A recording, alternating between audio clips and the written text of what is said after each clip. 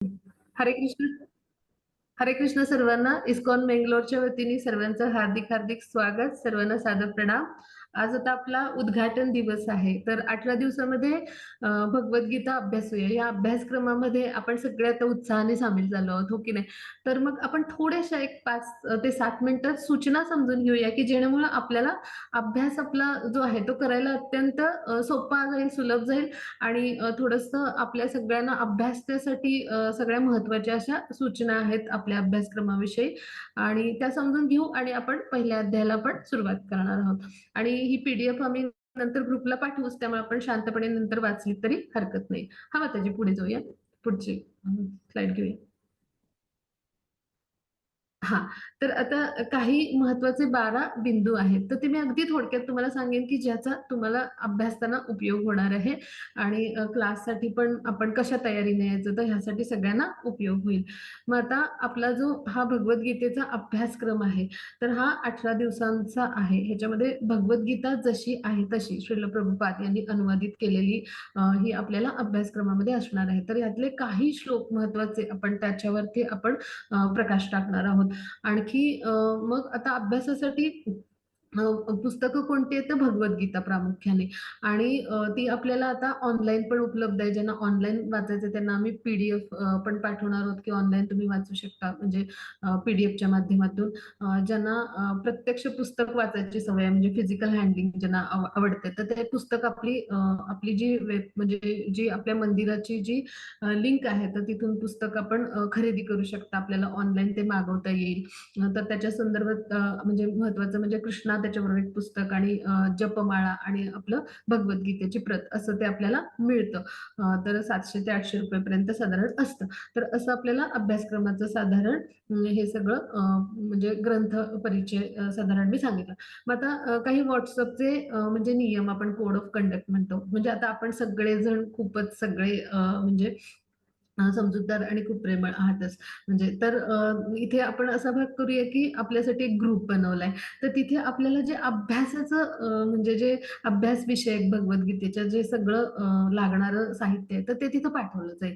मग आता हा ग्रुप लॉक आहे म्हणजे तिथे. पण जेव्हा कधी काही महत्त्वाची म्हणजे सूचना किंवा निरोप पाठवायचा आहे किंवा महत्त्वाचं अभ्यासाचं मटेरियल, तर त्या संदर्भात तो कधी-कधी ओपनही असतो. मग तेव्हा आपण कटाक्षाने फक्त एवढंच टाळूया, की गुड मॉर्निंग, गुड इव्हनिंग असे मेसेजेस नको, हो की नाही? आपल्या अभ्यासासाठी तो ग्रुप आहे.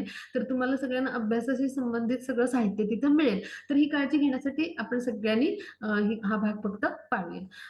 म्हणजे हे सगळं आपल्याला सर्वांना काळजी घ्यायची. मग आता आम्ही सर्वजण कोण आहोत? तर आम्ही इस्कॉन बेंगलोरच्या वतीने सर्वजण श्री श्री राधा गोविंद यांच्या चरणी ही सेवा देत आहोत. मग मी माझा परिचय करून देते. माझं नाव डॉक्टर मुग्धा रेटरेकर. मी आपल्या वर्गाची शिक्षिका असेन. माझ्यासोबत स्क्रीन शेअरिंग आणि होस्टिंग करण्यासाठी आपल्या कुमुद माताजी आहेत. त्यानंतर आपल्या ग्रुपच्या ॲडमिन दीपांजली माताजी आहेत. त्याचबरोबर आपल्या आता ग्रुपमध्ये प्रत्येक म्हणजे आता आपल्याकडे अडल्ट बॅच आहे आपली 7ची आणि यूथ बॅच काही तांत्रिक म्हणजे अडचणीस्तव ती आपल्या 7च्या बॅचमध्ये आता ती म्हणजे तो वर्ग ॲड करण्यात आला म्हणजे 7:30ला होईल. तर आपल्या 2 गटांसाठी जे आपले व्हॉलंटियर आहेत म्हणजे आपले सर्व्हिंग लीडर्स आहेत थोडक्यात म्हणजे जे आपल्याला मंदिराकडून जे आपले लीडर्स असतील तर त्यापैकी एक आहेत विजया माताजी आपल्या जे अडल्ट बॅच आहे त्यासाठी आहेत. तर सुषमा माताजी ज्या आहेत तर त्या आपल्या यूथ बॅचसाठी आहेत. तर तुम्हाला वेळोवेळी ते योग्य मार्गदर्शन संपर्कात राहून करतीलच. त्याचबरोबर आपल्या मंजिरी माताजी आहेत त्या अनुवाद वाचनासाठी आहेत. तर असा आमचा स्वयंसेवकांचा ग्रुप आहे. आपल्याला कुठलीही अडचण आली तरी आपण आम्हाला सर्वांना नेहमी संपर्क करू शकता आणि आपल्या अडचणी म्हणजे सोडवून घेऊ शकता. त्याचबरोबर आपल्या टेम्पलच्या पण वेगवेगळ्या फेसबुक पेज आहे, YouTube चॅनल आहे. त्याचबरोबर आपलं 24 तास सपोर्ट सिस्टम आहे मदतीसाठी. त्याचबरोबर आपले प्रेसिडेंट नामानिष्ठदास प्रभूजी यांचं ईमेल ॲड्रेस पण आहे. आपल्याला काही क्वेरी आली तर आपण तिथेही विचारू शकतो. आम्ही सर्वजण तत्पर आहोतच आपल्या मराठी सेक्शनकडून. तरी देखील आपल्याला काही शंका आली तर आपण संपर्क सर्वांशी योग्य वेळी आणि योग्य प्रकारे करू करू शकता. मग आता काही ह्या पीडीएफ मध्ये काही आधी लाभ झालेल्या भक्तांचे खूप सुंदर सुंदर अनुभव आहेत, ते तुम्ही वाचून घ्या. म्हणजे त्यांना त्यांच्या जीवनामध्ये भगवद्गीता आल्यामुळे त्यांना कसा अनुभव आला, कसा पद्धतीनं त्यांचं जीवन बदललं, तर असे सुंदर अनुभव आहेत, तर ते निश्चित तुम्ही वाचून घ्या. मग आता थोडंसं झूम कक्षामध्ये आपला व्यवहार कसा असावा हे पटकन आपण समजून घेऊ. म्हणजे आता पहा, करोनामुळं सगळं काही लॉकडाऊन होतं, तर त्या काळात केवढं मोठं वरदान आहे, की आपल्याला घरी बसून आणि ही भगवद्गीता अगदी जिथे आहोत तिथे बसून अभ्यासाला मिळते आणि ऑनलाईन आपल्याला तो अभ्यासक्रम इस्कॉनच्या माध्यमातून मिळालाय पहा. मग आता कसं की आपण जसं मंदिरात जातो, म्हणजे पूर्वी आपल्याला मंदिरात ते सगळं प्रशिक्षण किंवा सत्संग शिकायला जायला लागत होतं. पण आता आपल्याला घर बसल्या ऑनलाईन हे सगळं शिकायला मिळतंय. मग याचा लाभ करून घेऊया. मग आपण प्रत्यक्ष पहा, भगवंतांना भेटायला जातो मंदिरात. मग आपण कसं आवरून नीटनेटकेपणाने जातो, हो की नाही? म्हणजे पहा, अ, आपण एखाद्या उदाहरण घेऊ, की एखादा मंत्री आमदार येणार असेल किंवा एखादा चित्रपटसृष्टीतला नट येणार असेल, तर किती तयारीने जातो, हो की नाही? व्यवस्थित आवरून. मग इथे त्रिलोकाचे स्वामी येणार आहेत, हो की नाही? आणि त्यांना आपण समजून घेणार आहोत, त्यांचे उपदेश. म्हणजे आपण किती छान नीटनेटकं हवं, हो की नाही? जसं मंदिरात असतो, तसंच आपण हा ऑनलाईन सत्संग करतोय. मग आपण छान नीटनेटकं आवरून योग्य स्थितीत असं बसूया. कुणी झोपलंय, कुणी बेडवर लोळतंय, असं नको. म्हणजे टीका करणे हा हेतू नाही, पण आपण योग्य तो सन्मान करूया. आपल्या त्रिलोकांचे जे स्वामी आहेत, भगवान श्रीकृष्ण, त्यांचा असा भाग आपण करूया. मग आता प्रश्न उत्तर तुम्हाला जी काही विचारायची असतील, शंका वगैरे पडतील, म्हणजे ज्या काही प्रश्न पडतील, शंका येतील, तर हे सगळं आपण काय करूया, आपला वर्ग संपला 1 तासाचा, की त्यानंतर एक 10 मिनिटाचा आपण सेशन ठेवणार आहोत. तिथे आपण प्रश्नोत्तर आपला डिजिटल हँड रेज करायचा, म्हणजे डिजिटल हात दाखवून आपण प्रश्न विचारू शकता किंवा आपला माईक आहे तो अनम्यूट करून विचारू शकता. मग अ, आता आपले जे प्रश्न आहेत, तर त्याचं योग्य ते शंका समाधान करण्याचा मी प्रयत्न करेन. मग आता थोडंसं धोकाधडीपासून सावधान म्हणजे काय, की आता जगामध्ये जितक्या चांगल्या गोष्टी आहेत, तितक्या विकृती पण असतात. आपण अनुभवतो, हो की नाही? मग आता थोडंसं आपण काळजी काय घेऊया, की असे फोन येतात, की आम्हाला दान करा किंवा आम्ही इस्कॉनकडून आहोत. तर आपण सगळ्यांनी थोडी काळजी घेऊया, की असा कुठलाही फोन, मेसेज असा कुठलाही इस्कॉनकडून येत नाही. तर आपले म्हणजे जे काही आपले इस्कॉन मेंगलोर आहे, आपलं जे श्री श्री राधा गोविंदांचं जे मंदिर आहे, तर त्याच्या संदर्भात आपण काय करा, वेबसाईटवरनं डोनेशन करणार असाल आपण, तर ती URL चेक करायची तिथली. त्याचबरोबर आपण पत्ता तपासून पाहायचा आणि आपली अधिकृत बँक अकाउंट आहेत दिलेली मंदिराची, तर ती ह्या पीडीएफ मध्ये आहेत. तर सर्वांनी ती पहा. म्हणजे ती आहेत ना, ही खात्री करायची आणि असा कुठलाही मेसेज आणि कॉल कधीही आपल्या मंदिराकडून येत नाही. म्हणजे तो म्हणजे तिथे आपल्या फसवणूक होऊ शकते किंवा आपल्याला म्हणजे खूप मोठा धोका असू शकतो. आता आपल्या लीडर्सची मी नावं ह्यासाठी सांगितली. सुषमा माताजी ज्या आहेत, तर त्या आपल्या युथसाठी असतील आणि विजया माताजी आहेत, तर त्या आपल्या अडल्ट बॅचसाठी लीडर्स असतील. त्यांचा फोन येईल आपल्याला आणि त्या योग्य आपला परिचय देऊन आपल्याला फोन करतील. भक्तीत दृढ होण्यासाठी जे काही सूचना किंवा जे मार्गदर्शन त्या संदर्भात ते बोलतील. पण हे सोडून आपल्याला कोणताही इस्कॉनचा असा वेगळा फोन किंवा ह्या संदर्भात मेसेज असं येत नाही. तर हे सगळ्यांनी लक्षात ठेवूया आणि सावधान राहूया. मग आता आपलं YouTube चॅनेल आहे, त्याचबरोबर वेबसाईट आहे मंदिराची, Facebookचं पान आहे. सगळ्यांनी ते पाहूया. तिथं खूप सुंदर माहिती आणि रोज-रोज नवीन अपडेट येत असतात आणि त्याद्वारे आपण ज्ञानामध्ये उन्नत होतो. भक्तांचा संग मिळतो. तर हा भाग आपण करूया. मग आता आपल्याला रेकॉर्डिंग दिलं जाईल. रोजचं आपण रेकॉर्डिंग ऐकलं तरी आपल्याला सगळं क्विज सोडवता येईल. क्विज आपल्याला लिंक पाठवण्यात येईल आणि आपण क्विज सोडवण्यासाठी, प्रश्नोत्तरं सोडवण्यासाठी 10 प्रश्न असतात. आपण पूर्ण 100% प्रयत्न करू शकता आणि आपल्याला 8 मार्काला पासिंग असतं. तर आपण 100% सगळे प्रयत्न करून पासिंग म्हणजे जो आहे 8 आकडा पासिंगसाठीचे 8 मार्क्स मिळवू शकतो आणि त्यात ही काही शंका आली तर आपण विचारू शकता. त्यानंतर आता आपण संकल्प घेऊया. महत्वाचं म्हणजे काय, की कुठलीही गोष्ट करायची तर आपल्याला संकल्प आपण जर घेतला आणि त्यानुसार आपण कार्य केलं तर ते ईश्वराच्या चरणी म्हणजे पोहोचतं. तर आपण आता भगवान श्रीकृष्णांना जाणणार आहोत 18 दिवसामध्ये आणि त्यांचे उपदेश त्या माध्यमातून जाणणार आहोत आणि मग ते आपल्या जीवनामध्ये कसे आचरणात आणायचे, तर हे जे त्यांनी अर्जुनाला मार्गदर्शन केलं, तर हे सगळं जाणून घेणार आहोत. यासाठी आपण पहिल्यांदा काय करूया, संकल्प करूया. मग त्याची 52 नंबरच्या स्लाईडवर जाऊया.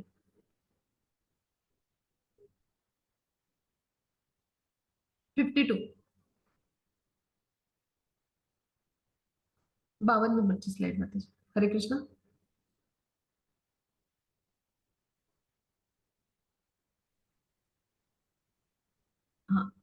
ह्याच्या 52 किंवा 53 पुढची जरा हा पुढे पुढे पुढे थोडस अजून एक स्लाइड पुढे.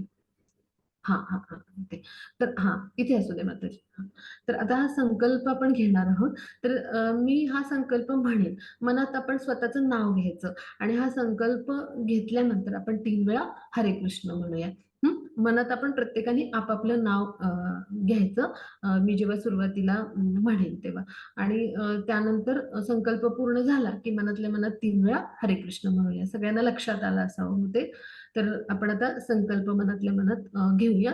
मी संकल्प घेत आहे की मी श्री श्री राधा गोविंद आणि श्रील प्रभुपाद यांच्या आशीर्वादाने 18 दिवसांचा भगवद्गीता जो अभ्यासक्रम आहे तो नियमितपणे पार पाडेल आणि पूर्ण श्रद्धेने समजून घेऊन यशस्वीपणे पार पाडेल. हरे कृष्ण हरे कृष्ण हरे कृष्ण. सर्वांचा आता संकल्प घेऊन झालाय. कृष्णांचे आशीर्वाद आपल्या सर्वांना आता मिळालेले आहेत. आता आपण पुढे जाऊया. हा माताजी पहिल्या 2 नंबरच्या स्लाइडवर या श्रील प्रभुपादांच्या.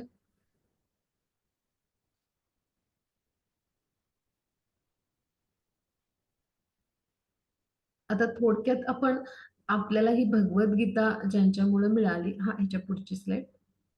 हरे कृष्ण. आपण थोडक्यात आपल्याला ही भगवद्गीता ज्यांच्यामुळं आपण अभ्यासतो आहोत त्यांचं चरित्र आपण थोडक्यात समजून घेणार आहोत अगदी एक 10 मिनिटात, की ज्यामुळं आपल्याला म्हणजे हे सगळं साहित्य किंवा हे सगळं अभ्यासल्यामुळं म्हणजे जे असे जे उच्च कोटीचे संत महात्मा आहेत की ज्यांच्यामुळं आपल्याला हे सगळा लाभ होतो आहे, तर त्यांचा अभ्यासण्याचे फायदे काय असतात, तर त्यांच्या जीवनातले जे प्रसंग आहेत किंवा त्यांच्या जीवनातले जे संघर्ष आहेत त्यामुळे आपल्या जीवनामध्ये आपल्याला प्रेरणा मिळते आणि त्यांनी जसे दृष्टिकोन घेतले आणि त्यांच्यावर जशी भगवान श्रीकृष्णांची कृपा होती, हे जेव्हा आपण ऐकतो आणि त्या पद्धतीने आपण दृष्टिकोन घ्यायचा प्रयत्न करतो तेव्हा निश्चितच काय होतं, तर आपण आपल्या सगळ्या स्तरावर आध्यात्मिक, भौतिक, मानसिक सगळ्या सगळ्या भावनिक सगळ्या स्तरावर उन्नत होतो. तर हे त्याचे लाभ आहेत. तर आपण अगदी थोडक्यात हे चरित्र समजून घेऊया. मग त्याची शिलप्रभुपादांचं जे चित्र आहे ना याच्या पुढच्या स्लाइडमध्ये त्याच्यावर जाऊया. तिथे चरित्र आहे त्यांचं या पीपीटी मध्ये. ते आपण थोडक्यात अभ्यासणार आहोत. हरे कृष्णा. कुमुद माताजी. हा हा आता हे चित्रात दिसतात. तर हे कोण आहेत, तर एसी भक्तिवेदांत स्वामी श्रील प्रभुपाद आहेत. तर हे कोण आहेत, तर हे प्रमुख संस्थापक आचार्य आहेत इस्कॉनचे, बरं का. आता इस्कॉन याचा अर्थ काय, तर आंतरराष्ट्रीय कृष्ण भावनामृत संघ किंवा संघटन. तर ह्यांच्या शिकवणीवर ह्यांच्या मार्गदर्शनावर आधारित आपण भगवद्गीता जशी आहे तशी अभ्यासणार आहोत. आता आपण पुढे जाऊया. हा मग त्याची पुढची स्लाइड घेऊया. हरे कृष्ण. तर आता आपण थोडंसं जीवनचरित्र श्रील प्रभुपाद यांचं समजून घेणार आहोत. कलकत्त्यामध्ये 1896 साली त्यांचा जन्म झाला, बरं का. मग आता हे जे चित्र आहे, तर हे चित्र त्यांनी जेव्हा सॅन फ्रान्सिस्कोला गेले आणि तिथे त्यांनी रथयात्रा, भारतातलं कुठलंही साहित्य न मागवता, जशी भारतामध्ये जगन्नाथपुरीची रथयात्रा असते तसं इथे 3 वेगवेगळे रथ स्थापित करून त्यांनी रथयात्रा केली. म्हणजे पहिल्यांदा संपन्न तर सॅन फ्रान्सिस्कोमध्ये साधारण. तर त्यावेळेचं ते 1972 सालचं ते चित्र आहे. तर ही जी रथयात्रा आहे तर ह्याच्यामध्ये पाहते मध्यभागी आहेत आणि भक्तांसोबत सगळ्या तिथे म्हणजे संकीर्तन करताना आपण पाहतो. म्हणजे भक्ती कशी आहे पहा, आपण म्हणतो ना, तर भक्ती कशी आहे, तर इन्फेक्शियस आपण म्हणतो किंवा संसर्ग देणारी. म्हणजे कसं, तर एक शुद्ध भक्त आहेत त्यांच्या सानिध्यात असे अमेरिकेतले लोक की ज्यांना कृष्ण म्हणून कोण माहिती नाही आहेत किंवा ज्यांना कृष्ण भक्ती माहिती नाही आहे किंवा ज्यांना कृष्णाविषयी काही ज्ञान नाही पहा, तर त्यांना भगवान श्रीकृष्ण जे आहेत तर त्यांच्याविषयी ज्ञान देऊन त्यांना हरे कृष्ण महामंत्राचा जप आणि भगवंतांची भक्तिमय प्रेममय सेवा कशी करायची हे शिकवायला म्हणजे असे लावणारे असे आपले श्रील प्रभुपाद आहेत पहा. म्हणजे शुद्ध भक्ताच्या सानिध्यात जेव्हा आपण येतो ना तेव्हा आपलं जीवन आहे ना ते उजळून जातं पहा. म्हणजे चेहरा मोहराच आपला जीवनाचा सगळा पालटतो पहा. आणि हेच म्हणजे वैशिष्ट्य असतं की असे जे साधू पुरुष आहेत, संत आहेत, महात्मा आहेत, हे आपल्या जीवनी येतात आणि कृष्ण त्यांच्या कृपेने आपल्या जीवनामध्ये येतात. मग आता पुढे अभ्यासूया की त्यांच्या चरित्रामधले महत्वाचे मुद्दे आहेत काय की जे आपल्याला प्रेरणा देतील ते आपण अभ्यासणार आहोत. हा मग त्याची पुढची स्लाइड घेऊया. हां. आता पहा भक्तीची सुरुवात असते ही म्हणजे त्याला वय नसतं, की म्हणजे मी लहान आहे, मी तरुण आहे, मग मी प्रौढावस्थेत आहे किंवा हे सगळे वयस्कर झाल्यावर सगळे अभ्यासाच्या या गोष्टी आहेत, असं नाही बरं का. भक्तीची सुरुवात कोणत्याही वयात आणि कधीही आपण सुरुवात करावी. म्हणजे पहा भक्त प्रल्हाद आहेत ते तर मातेच्या म्हणजे जे होते तर ते मातेच्या गर्भामध्येच असताना त्यांची भक्तीची सुरुवात झाली. पहा नारद मुनींनी हरिकथा केली आणि ती माता ज्या आहेत त्यांच्या त्यांनी ऐकली आणि त्यामुळे काय झालं तर ते उत्तम असे भक्त बनले पहा. तसं ध्रुव महाराजांनी पहा वयाच्या म्हणजे 8व्या वर्षीच खडतर तप केलं आणि त्या तपामुळे काय झालं, की त्यांच्यावर भगवान विष्णू प्रसन्न झाले. म्हणजे काय भक्तीला कुठलंही वय साजेसं असतं. असं नाही आहे, की मर्यादा की ह्याच वयात भक्ती केली पाहिजे. अगदी लहान वयातच भक्तीची सुरुवात झाली श्रील प्रभुपादांच्या जीवनामध्ये. तर इथे चित्रामध्ये हे दिसतात. हे छोटेसे श्रील प्रभुपाद आहेत बरं का. वयाच्या 5व्या वर्षी त्यांचे वडील आहेत, तर त्यांचं नाव गौर मोहंडे आणि श्रील प्रभुपाद यांचं नाव काय आहे? तर अभय, अभय डे. तर अभय गौर मोहंडे असं त्यांचं नाव. तर अभय जे आहे त्याच्या भक्तीची सुरुवात अगदी वयाच्या 6व्या वर्षापासूनच म्हणजे 5व्या वर्षीच त्यांनी वडिलांना सांगितलं. म्हणता मला तुमच्यासारखेच अर्चविग्रह आणून द्या. मग रोज ते सकाळी उठायचे झोपेतून तेव्हा घरामध्ये सुंदर मंगल आरतीचे सूर म्हणजे त्यांना ऐकायला यायचे. असे त्यांचे वडील अत्यंत उत्तम भक्त होते. उच्च कोटीचे वैष्णव असे त्यांचे वडील होते आणि घरामध्ये भक्तिमय वातावरण होतं पहा आणि मग त्यामुळं त्यांच्यावर हे अत्यंत उत्तम संस्कार झाले. मग त्यांनीही सांगितलं, की मला असं राधाकृष्णाचा विग्रह आणून द्या आणि त्यांनी पूजा करायला सुरुवात केली. मग तिथे जगन्नाथांची यात्रा कलकत्त्यामध्ये म्हणजे तिथे पश्चिम बंगाल तर जगन्नाथपुरी तिथून जवळ तर तिथे आहे. तर तशीच मलाही यात्रा संपन्न करायची असं त्यांनी वडिलांना सांगितलं. मग वडिलांनी काय केलं त्यांना तसाच म्हणजे रथ त्यांनी मागितला होता श्रील प्रभुपादांनी मला असा रथ आणून द्या आणि मला ही यात्रा करायची. मग त्यांनी असा छोटासा रथ आणून दिला, छान सजवला आणि खूप उत्तम प्रकारे रंगरंगोटी केलेला त्यांना रथ दिला.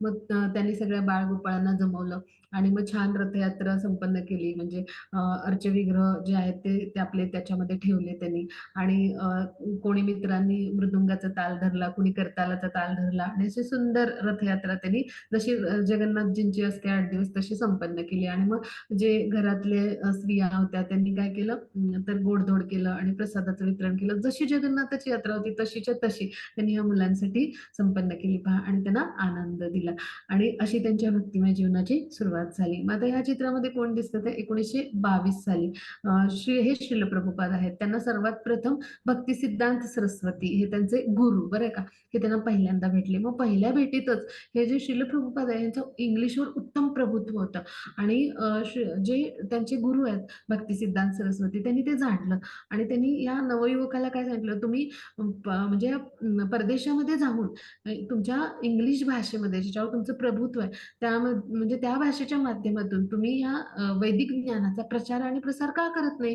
हे कृष्ण भक्तीचं विज्ञान तुम्ही तिकडे का नाही पोहोचवत असं ते म्हणाले. मग श्रील प्रभुपादांना प्रश्न पडला भारत पारतंत्र्यात होता. ते म्हणले, "भारत कुठे स्वतंत्र आहे? हे सगळं भक्तीची चळवळ वगैरे आपण म्हणजे पोहोचवायला."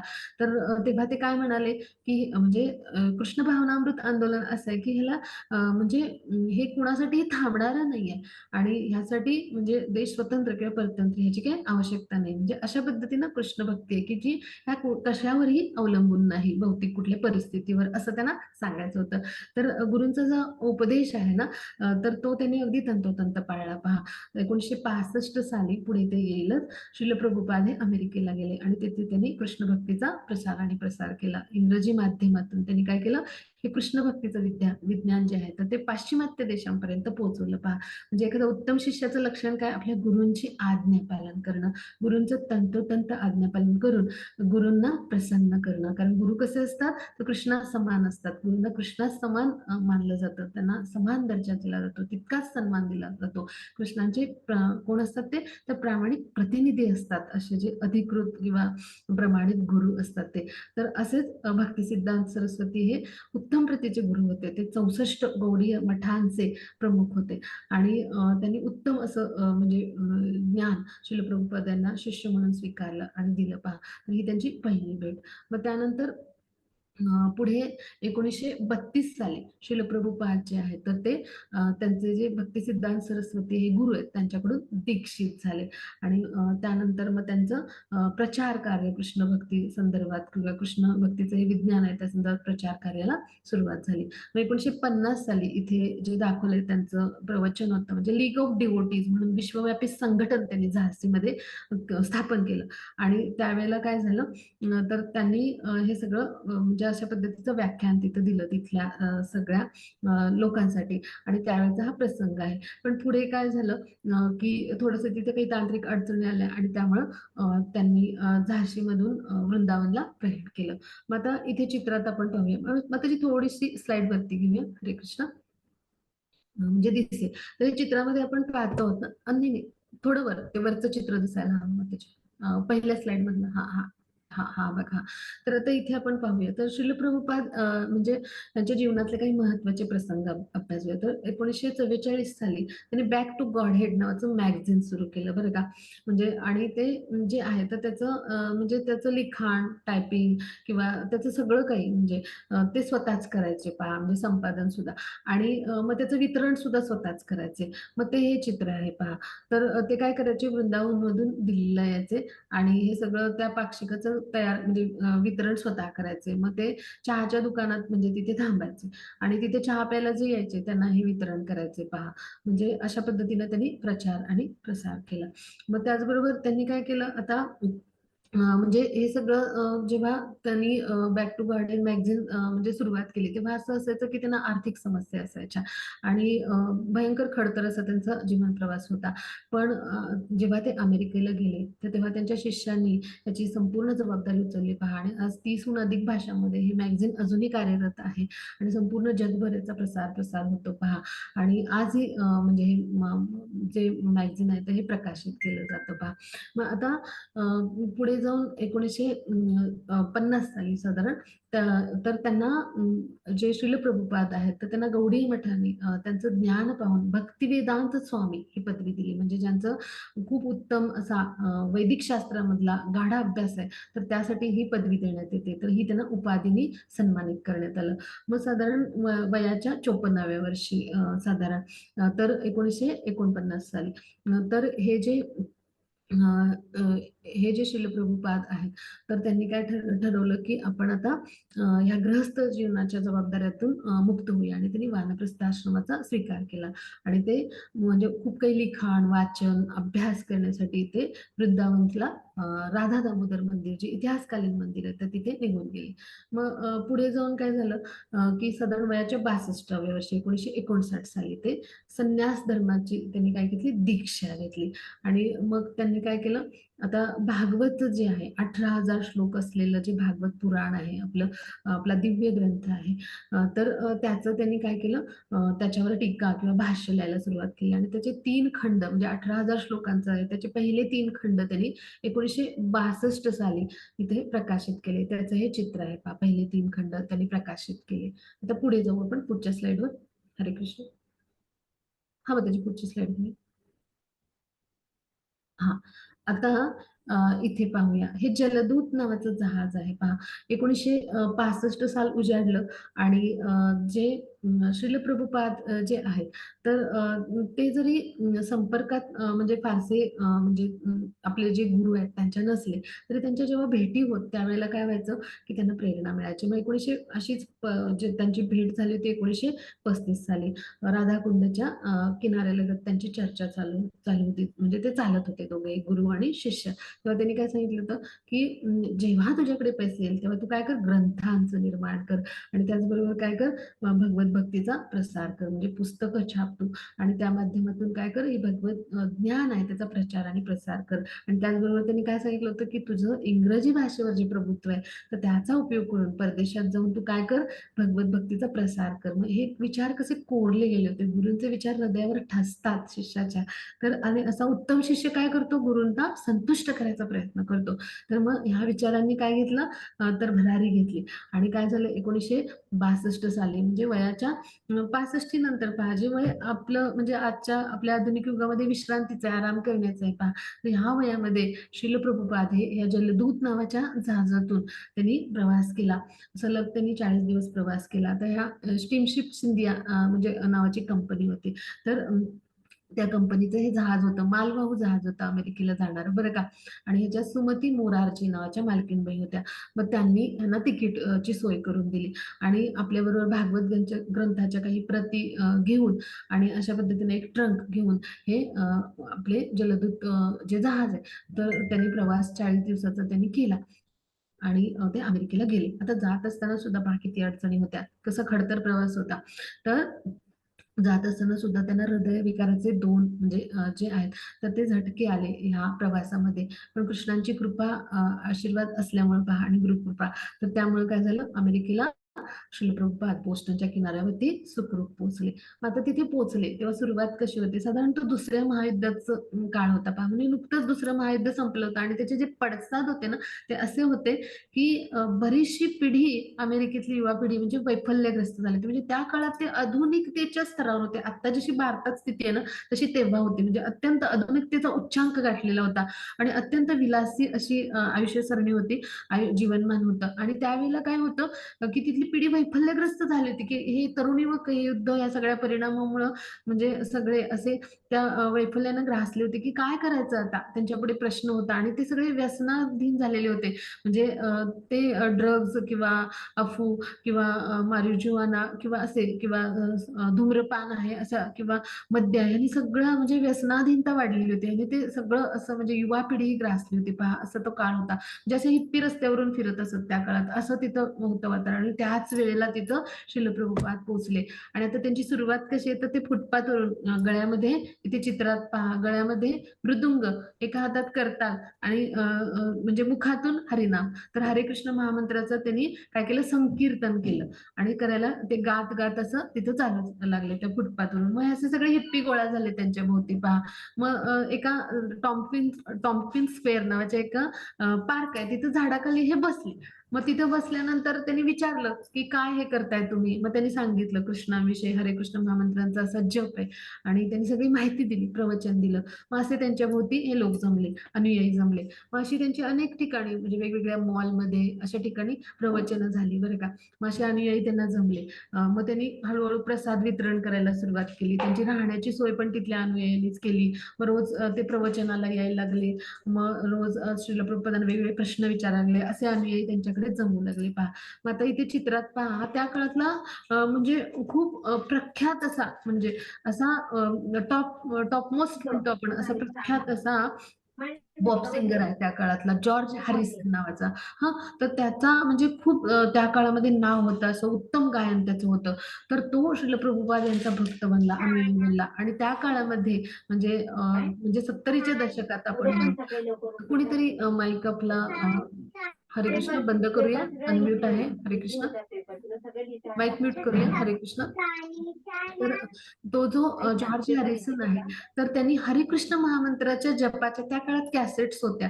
तर कॅसेट्सचा उच्चांक गाठला म्हणजे हरिकृष्ण महामंत्राच्या जपाच्या आणि जागतिक स्तरावर त्याचं रेकॉर्ड बनलं पहा.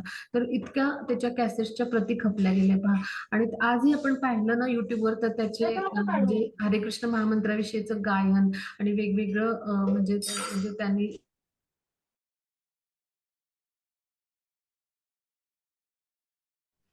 हां.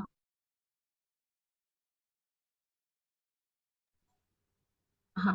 तर आता इथं जे पुढे चित्र होतं, तर तिथलं ते चर्च आहे, बेसिक कॅथेड्रल. तर तिथं त्यांनी भेट दिलेली ही चित्र आहे. आता इथे जे आहे तर हे जे वेस्ट व्हर्जिनियाचे बॅरन आहेत, म्हणजे महापौर म्हणायचं त्यांना तिकडचे. तर त्यांची त्यांनी भेट घेतली. म्हणजे आता त्यांनी सगळीकडे फिरायला सुरुवात केली पाश्चिमात्य देशामध्ये आणि भगवत भक्तीचा प्रचार आणि प्रसार करायला सुरुवात केली. मग तिथं त्यांनी त्यांची भेट घेतली अनुयायांसह आणि त्यांना भक्तीमध्ये आणलं. असं त्यांनी 25 देशांमधून प्रवास केला आणि त्यांनी 10,000हून अनेक शिष्य, अनेक लाखो म्हणजे अनुयायी असे बनवले पहा. म्हणजे 108 मंदिरं, त्यानंतर 100 पेक्षा अधिक गुरुकुलं आणि कृषी समाज आणि संस्था आहे त्यांनी त्यांच्या हयातीमध्ये पाहिले पहा. आणि बरोबर 1 वर्षाने अमेरिकेला ते 1965 साली पोहोचले आणि जुलै 1966 साली आंतरराष्ट्रीय कृष्ण भावनामृत संघ म्हणजे इस्कॉनची त्यांनी इस्कॉन ह्या आंतरराष्ट्रीय म्हणजे जे संघटन आहे कृष्ण भावनामृत संघ ह्याची त्यांनी काय केली स्थापना केली. म्हणजे फक्त 40 रुपये होते त्यांच्याकडे जेव्हा पोहोचले तेव्हा आणि अशा खडतर वर्षभराच्या संघर्षाने त्यांनी ह्या आंतरराष्ट्रीय कृष्ण भावनामृत संघाची स्थापना केली आणि त्यानंतर मंदिर निर्माण, त्यानंतर गुरुकुल निर्माण अशा पद्धतीनं त्यांनी म्हणजे जी भरारी घेतली तर त्यामुळे 108 मंदिरांचं निर्माण झालं. 100हून अधिक म्हणजे गुरुकुल आणि कृषी समाज संस्था यांचं निर्माण झालं. म्हणजे खूप मोठा न्यू वृंदावन हा प्रोजेक्ट निर्माण झाला की जिथं वैदिक प्रणालीनुसार आचरण केलं जातं आणि अशा 2000 एकर मध्ये तो प्रोजेक्ट त्या काळात म्हणजे केला गेला पहा. त्याचबरोबर पुढे त्यांनी काय केलं तर 60हून अधिक पुस्तकांचं त्यांनी लिखाण केलं आपल्या सगळ्यांसाठी. ग्रंथसंपदा फार विपुल आहे. तर कृष्णांचे उपदेश जसे आहेत तसे आपल्यापर्यंत पोहोचवण्याचं कार्य ग्रंथसंपदेच्या माध्यमातून केलं आणि आपल्यासाठी हे फार मोठं वरदान आहे पहा. त्याचबरोबर भक्तिवेदांत बुक ट्रस्ट म्हणून 1972 साली स्थापना केली त्यांनी की तो जगातला सर्वात मोठा छपाई करणारा आणि सर्वात मोठे म्हणजे मोठ्या प्रमाणावर ग्रंथ वितरित करणारा त्यांचा भक्तिवेदांत हा बुक ट्रस्ट आहे. त्याचबरोबर त्यांनी 1970 साली भारतामध्ये पण कोनशिला समारंभ जुहूचं मंदिर आहे मुंबईचं तर त्याचा केला. त्यानंतर मायापूर हा 72 मध्ये त्यांचा मायापूर हा म्हणजे कोलकात्यामध्ये मायापूर धाम हा मोठा म्हणजे प्रोजेक्ट त्याची स्थापना झाली. म्हणजे विश्वव्यापी तो प्रोजेक्ट आहे आणि त्याचं बांधकाम अजूनही सुरू आहे आणि आता तो पूर्ण होतं. त्यांचेच अनुयायी आणि शिष्य की जे माझे गुरु महाराज आहेत हिज होलीनेस जयपताका स्वामी महाराज तर त्यांनी तो पूर्णत्वाला नेला आहे आणि आता ते 2025 साली त्याचं म्हणजे शुभारंभ होत आहे. तर अशा पद्धतीनं की जे आध्यात्मिक शहर आणि आध्यात्मिक जगताचं निर्माण तिथं केलं गेलं आहे. संशोधनाचं वैदिक ज्ञानाचं केंद्र म्हणून मायापूर सारखा महत्वाकांक्षी प्रोजेक्ट त्यांनी सुरू केला पहा. अशा पद्धतीने त्यांनी आपल्या हयातीमध्ये म्हणजे साधारण 1977 साली म्हणजे त्यांचा निर्वाण दिन आहे. तर त्या हयातीपर्यंत त्यांनी हे सगळं म्हणजे 100हून अधिक गुरुकुल त्यानंतर 108 पेक्षा जास्त मंदिरं त्याचबरोबर टेक्सास आणि डल्लासला त्यांनी प्रॉपर म्हणजे जे गुरुकुल असतात तर त्यांची म्हणजे स्थापना आणि निर्मिती केली आणि आज अनेक ठिकाणी गुरुकुल त्यानंतर उघडली गेली पहा त्या मार्गदर्शनाखाली की त्याचं मुख्य ठिकाण मार्गदर्शन केंद्र वृंदावनमध्ये. नंतर कृष्ण बलराम 1975 साली कृष्ण बलराम यांच्यासाठी समर्पित कृष्ण बलराम मंदिराची वृंदावनमध्ये स्थापना केली गेली त्यांच्याकडून. असे अनेक ठिकाणी भारतामध्ये पण मंदिरं आणि त्यांचं निर्माण झालं. तर अशा पद्धतीने श्रील प्रभुपादांचं कार्य आहे. बॅक टू गॉड हे जे त्यांचं मॅगझिन आहे तर ते जे मॅगझिन आहे ते आज तागायत सुरू आहे. त्या माध्यमातून आपल्याला खूप आध्यात्मिक संदेश आणि ज्ञान मिळतं. तर पुढे जाऊ आपण. हरे कृष्ण. हा त्याची पुढची स्लाइड घेऊ. हरे कृष्ण. हरे कृष्ण माताजी.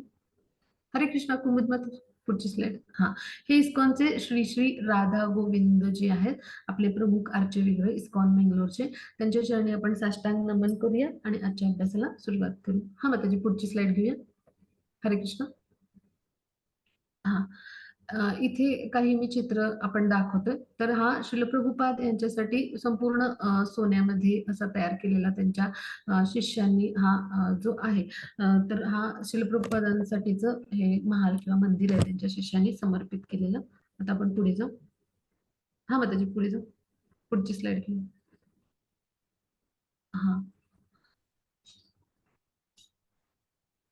थोडी स्लाइड कट होते माताजी व्यवस्थित थोडीशी वर घ्या. हा हा भक्तिवेदांत मॅनोर आहे युके मधलं हे चित्र आहे. प्रत्येक ठिकाणी त्यांनी आर्च विग्रह कसे स्थापन केले तिथली चित्र आहेत. आता हे रशिया म्हणजे तर ते युक्रेन मधलं आहे म्हणजे जे आहे रशियामध्ये पण भक्तजन भरपूर आहेत. तर हे युक्रेन मध्ये एका समारंभातलं आहे तिथे संकीर्तनासाठी सगळे जमलेले आहेत पहा. पुढे जाऊ आपण. हा स्क्रीन माताजी मला पीपीटी अर्धी दिसते. हा हे साऊथ आफ्रिकेमधलं डर्बन मधला प्रोजेक्ट आहे. तिथले जे अर्चविग्रह आहेत राधा गोविंदांचे त्यांचं हे चित्र आहे. हे इस्कॉन मायापूरचा मी जो महत्वाकांक्षी प्रोजेक्ट सांगितला तर त्याचं चित्र आहे. हा हे असंच्या असं आहे बरं का.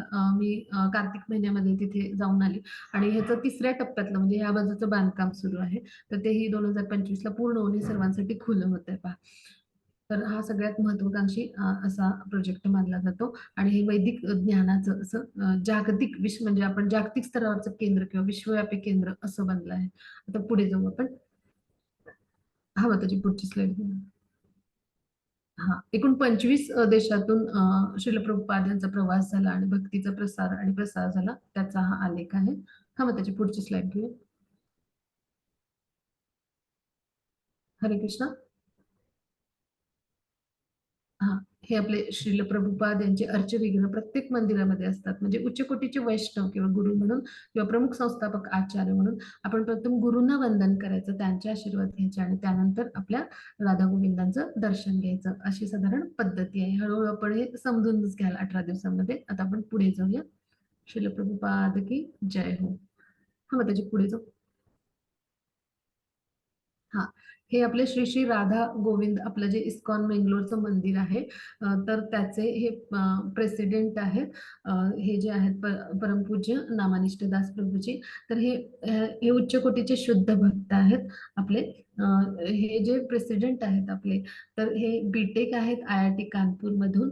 आणि अत्यंत उत्तम पगाराची इन्फोसिस मधली नोकरी त्यांनी जी आहे तर ती म्हणजे जी आहे तर ती सोडून त्यांनी आपलं संपूर्ण जीवन कृष्ण भक्तीमध्ये समर्पित केले पहा. आणि फार मोठं योगदान आहे आजकालच्या बुद्धिजीवी वर्गाकडून. म्हणजे आपल्याला अपेक्षा काय आहे तर ही आहे की आपलं जे वैदिक ज्ञान आहे ना, किंवा हे कृष्ण भक्तीचं विज्ञान हे सर्वांपर्यंत पोहोचलं पाहिजे. आणि ह्या प्रेरणेने जे आपले नामानिष्ठ दास प्रभू जे आहेत तर त्यांनी म्हणजे आपला ऑनलाईन अभ्यासक्रम आहे हा सुरू केला पहा करोना काळामध्ये. 2003ला त्यांनी मंदिराची स्थापना केली. आणि आपलं भाड्याच्या घरामध्ये मंदिर होतं, पण आपल्या सर्वांना सांगायला आनंद वाटतो की आपलं ऑगस्टमध्ये म्हणजे बलराम पौर्णिमेला साधारण 7-8 ऑगस्टच्या दरम्यान आपल्या मंदिराचं, नवीन मंदिराचं इस्कॉन बेंगलोरच्या उद्घाटन होत आहे मोठ्या म्हणजे भव्य पद्धतीनं. आपण सगळ्यांनी उपस्थित राहायचा प्रयत्न करूया, आपल्याला सूचना येतीलच. तर हा त्यांनी महत्वाकांक्षी प्रोजेक्ट मार्गी लावला आणि आपल्या सगळ्यांसाठी हे अभ्यासाचं आणि या अभ्यासक्रमांचं दालन पहा खुलं केलं. त्यांच्या चरणी आपण साष्टांग नमन करूया आणि आपल्या अभ्यासाला आजच्या सुरुवात करूया. हरे कृष्ण. हा, मग त्याची पुढची स्लाइड घेऊ.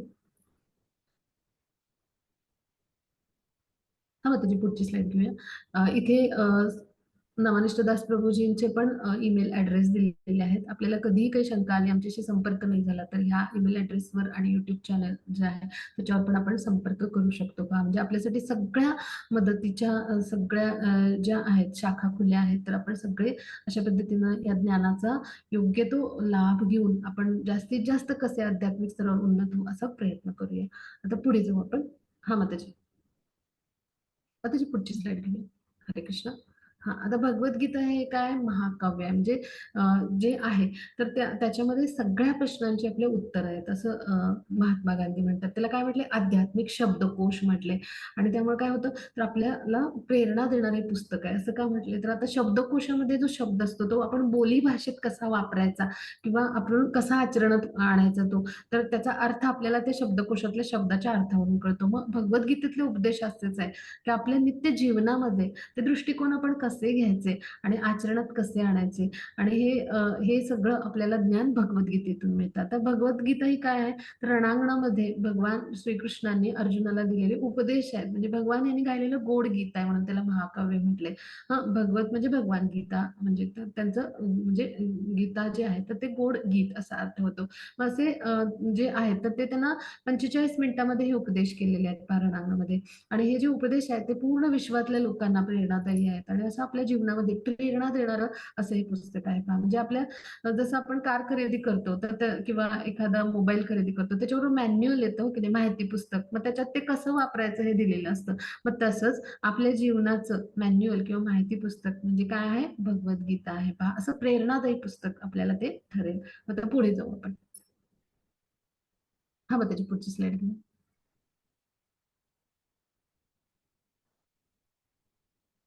हा, मग आता गांधीजींनी काय म्हटलंय की जे लोक गीतेवर ध्यान करतात म्हणजे असे आणि ते स्वतः पण करायचे तर त्यांना रोज जीवनाला नवीन आनंद म्हणजे जीवनामध्ये निर्माण होतो की रोजच्या जीवनाला एक नवा अर्थ प्राप्त होतो असं वाटतं म्हणजे असे दृष्टिकोन आपल्याला मिळतात म्हणजे भगवद्गीता असं शक्तिशाली शास्त्र आहे की ते आपल्याला जीवनाकडे पाहण्याची नवीन दृष्टी देतं किंवा जे आईन्स्टाईन आहे तो काय म्हणतो की भगवद्गीता मी वाचल्यावर काय वाटतं की एवढं मोठं शक्तिशाली असं विशाल ब्रह्मांड कसं भगवंतांनी बनवलं आणि हे सगळं अद्भुत आहे असं वाटतं त्यांना तर अशा पद्धतीने एका शास्त्रज्ञाचे उद्गार आहेत पहा तर हे सगळं काय आहे हे आपण सगळ्यांनी उत्सुकता टिकवून ठेवूया आता आपण अभ्यासाला सुरुवात करतो आहोत पहिल्या अध्यायाच्या आपण पुढे जाऊया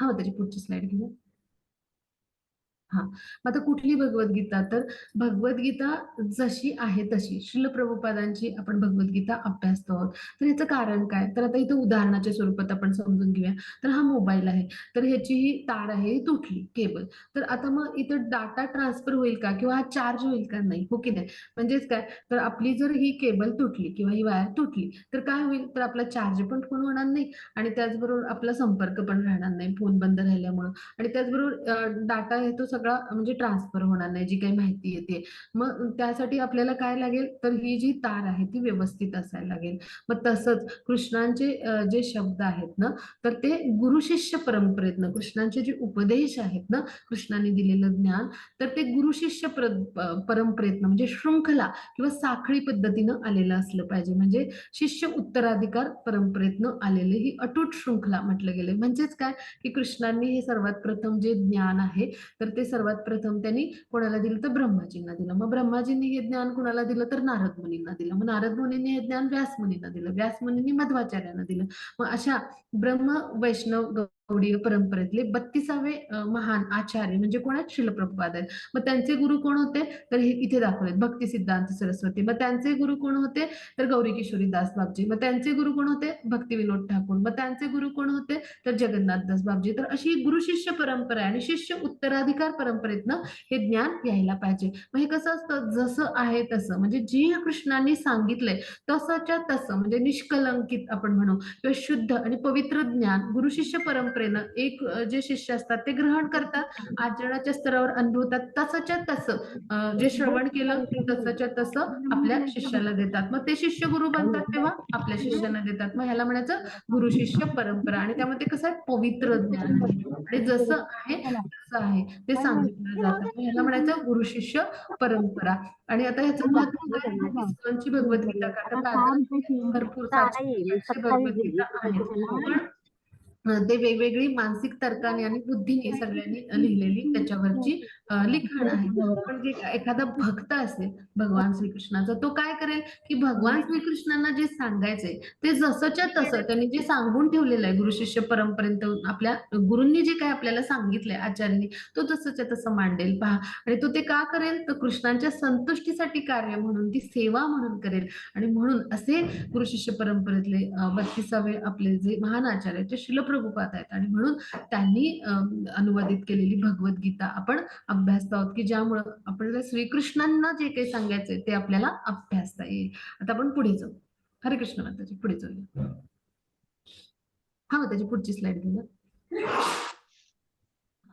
आता भगवद्गीता हा विशाल ग्रंथ आहे आणि त्याचं अध्ययन करायला आपल्याला जवळजवळ 1 वर्ष लागेल पण म्हणजे भरपूर मोठा असा ग्रंथ आहे मग 18 दिवसात तर आपण सगळी भगवद्गीता नाही अभ्यासू शकत पण श्रीकृष्ण आणि अर्जुन ह्यांच्यामध्ये जो संवाद झाला रणांगणामध्ये त्यांच्या विचार प्रवाहावर जर आपण ध्यान केंद्रित केलं तर निश्चित आपल्याला भगवद्गीतेतलं सगळं जे ज्ञान आहे ते सारूपाने मिळेल म्हणून आपण भगवद्गीतेतले महत्वाचे श्लोक प्रत्येक अध्यायातले घेणार आहोत आणि ह्यामुळे काय होईल आपण गीतेच्या पुढच्या अभ्यासाला तयार होऊ म्हणजे गीतेच्या पुढच्या अभ्यासाच्या सखोल अभ्यासाच्या पातळ्यात लेवल 2, 3, 4 की ज्यामुळे हळूहळू आपण उन्नत होऊ एक एक पातळी आणि सखोल ज्ञान प्राप्त करू आणि त्यामुळे आपण आध्यात्मिक स्तरावर उन्नत होऊ तर अशा पद्धतीचा साधारण अभ्यास आहे हरे कृष्ण माताजी आता फर्स्ट पीपीटी घेऊया इथे आपलं ही माहिती संपली आपण पहिल्या अध्यायाचं पीपीटी घेऊया हरे कृष्ण हे बंद करावं लागेल माताजी आणि पहिल्या अध्यायाचं पीपीटी घ्यायला लागेल हरे कृष्ण हा तर थोडीशी एक 2 मिनिटात माताजी ना म्हणजे शेअर करेपर्यंत मी माहिती देते की ह्या पातळी आहेत. म्हणजे पहिला श्रद्धावान म्हणजे आपण श्रीकृष्णाविषयी श्रद्धा आपल्या मनात निर्माण होते. मग आपण लेव्हल 2 ला जातो. मग लेव्हल 3 ला आपण कृष्णसेवक बनतो आणि त्याचबरोबर मग नंतर आपण गुरुपादाश्रय घेतो म्हणजे आपण गुरूंचा आश्रय घेतो आणि त्यानंतर पहिली दीक्षा होते त्याला हरिनाम दीक्षा आणि त्यानंतर दुसरी दीक्षा म्हणजे ब्राह्मण दीक्षा. तर अशा पद्धतीनं आपला आध्यात्मिक स्तरावर प्रवास असतो. तर ह्या सगळ्या ज्ञानासाठी आपण तयार व्हावे हा प्रयत्न आहे 18 दिवसांच्या अभ्यासक्रमाचा. मग त्याची आपण स्लाइड पीपीटी बदलूया. डे हरे कृष्णा हा डे 1 बंद करून पीपीटी आपण फर्स्ट चॅप्टरचं पीपीटी घेऊया माताजी. हरे कृष्णा. हरे कृष्णा. खूपच माताजी माझा आवाज ऐकू येतोय? हा. हरे कृष्णा. माताजी हा पीपीटी थांबवायचा आहे आपल्याला. आपण 12 बिंदू डिस्कस केले. आता चॅप्टर फर्स्ट वर जायचंय. पीपीटी हा थांबवावा लागेल आणि चॅप्टर फर्स्टचा पीपीटी घ्यायला लागेल माताजी. हरे कृष्णा. येस माताजी वंदनी. हरे कृष्ण. हरे कृष्ण.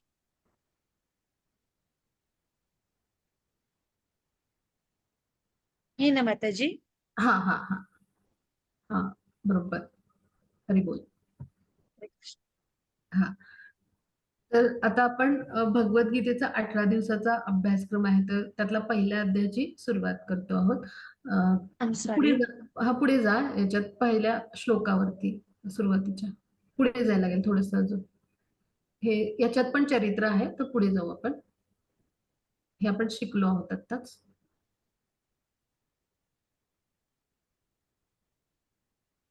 हा ह्याच्या आधी हा हा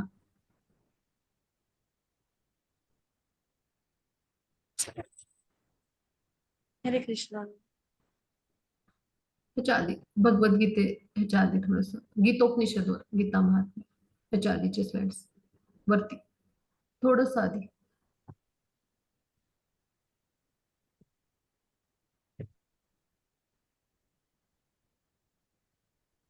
हा ही स्लाइड आहे.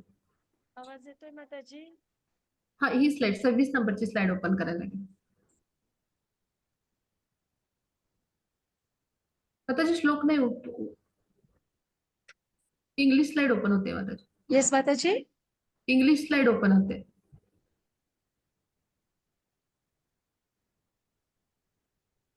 ओके. मराठी स्लाइड ओपन कर. हो ठीक करते.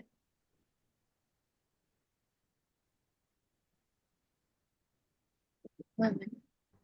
याच्यातच असेल तर मग माताजी.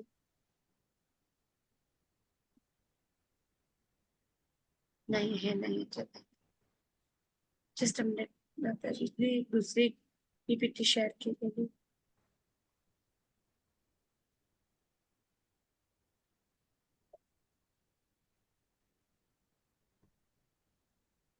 जस्ट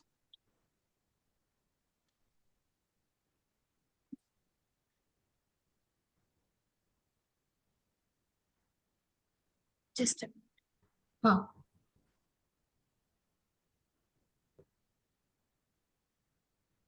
हा बरोबर आहे. हो मी श्लोक नंबर 1 काढते. गीता पहिला. महात्म्यावर जाऊ आपण. मी सांगते Sure. कुठे थांबायचं याच्या पुढे. हो हो. हा इथे इथे इथून गीतेतले श्लोक इथून सुरुवात करा. हा ही बरोबर आहे. वरती जावा त्याची पुढे गेला. गीतेतले श्लोक ना 700 तिथून सुरुवात करायची आपल्याला. हा हा पहिला चॅप्टर इथे त्याची माहिती. हा त्याच्यावरती थोडस. हा हा. तर आता भगवद्गीतेमध्ये जे वेगवेगळे श्लोक आहेत तर ते समजून घेऊया. 700 एकूण श्लोक आहेत भगवद्गीतेमध्ये. कृष्णांचे 575 आहेत.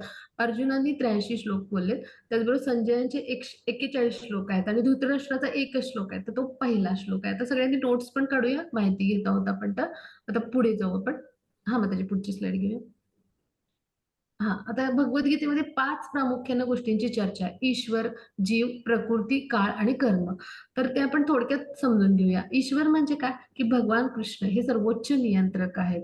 म्हणजे ते आपल्या सर्वांचं नियंत्रण करणार आहेत. मग एका उदाहरणातून आपण समजून घेऊया, की जसं एखादा लहान मुलगा आहे, तर त्यांना अगदी छोटा मुलगा, की ज्यांनी कधी कार नाही पाहिली, तर त्यांनी कार पाहिली, तर त्याला काय वाटेल, हे 4 पाय असणारं कुणीतरी म्हणजे मांजर कुत्र्यासारखं काहीतरी आहे. पण आपल्यासारखा बुद्धिमान माणूस काय समजेल, की ही कार आहे आणि ह्याच्यामागे टेक्नॉलॉजी आहे आणि ती जी टेक्नॉलॉजी आहे, तर ती निर्माण कोणी केली? इंजिनिअरनी, बरोबर? आणि मग त्याचा चालक कोणीतरी वेगळाच आहे, बरोबर? तो कार चालवेल प्रशिक्षित होऊन. मग तसंच आपलं आहे. ही जी भौतिक प्रकृती आहे, म्हणजे जे काही आहे, आपण जे पाहतो हे सगळं किंवा आपल्यासह सगळी ब्रह्मांडात जे काही दिसतं आपल्याला, हे सगळं कृष्णाने निर्माण केलंय आणि मग त्याचे नियंत्रक कोण आहेत? सर्वोच्च नियंत्रक कृष्ण आहेत. जसं इंजिनिअर आहे, त्याला माहिती आहे कारमध्ये काय फॉल्ट येणार आहे आणि तो त्यानुसार मार्गदर्शन मग तसेच आहेत कृष्ण.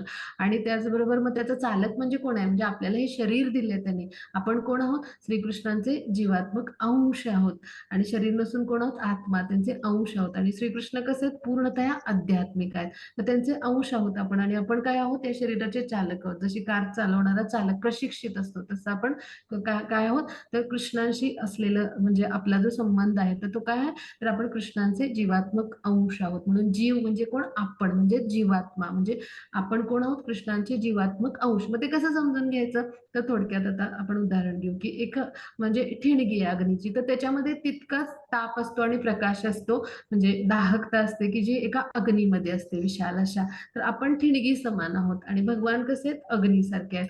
किंवा समुद्राचं आपण उदाहरण घेऊ, की विशाल समुद्र आहे, महाकाय.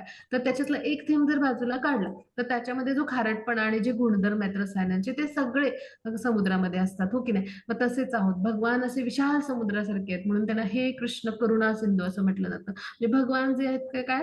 तर विशाल सागरासारखे आहेत आणि त्यांच्या सगळ्या सामर्थ्याने युक्त आणि आपण कोण आहोत? त्यांचा एक आध्यात्मिक चित्कण, आध्यात्मिक स्फुल्लिंग म्हणजे आपला आत्मा आहे तो आध्यात्मिक आहे आणि आपलं शरीर भौतिक आहे, पंचतत्वांचं बनलेलं आहे. मग भगवान कसे आहेत? पूर्णतः आध्यात्मिक आहेत. सच्चिदानंद म्हणजे संपूर्ण शाश्वत, पूर्ण ज्ञानाने युक्त आणि परमोच्च आनंदाचं ठिकाण असे भगवान आहेत. मग ही प्रकृती काय आहे? तर ही भौतिक प्रकृती म्हणजे आपल्याला निसर्ग, पानं, फुलं, झाडं, डोंगर सगळं जे काही दिसतं चर, अचर सगळ्या गोष्टी सजीव, निर्जीव तर हे सगळी काय भौतिक प्रकृती आहे. मग ही भगवान श्रीकृष्ण काय करतात?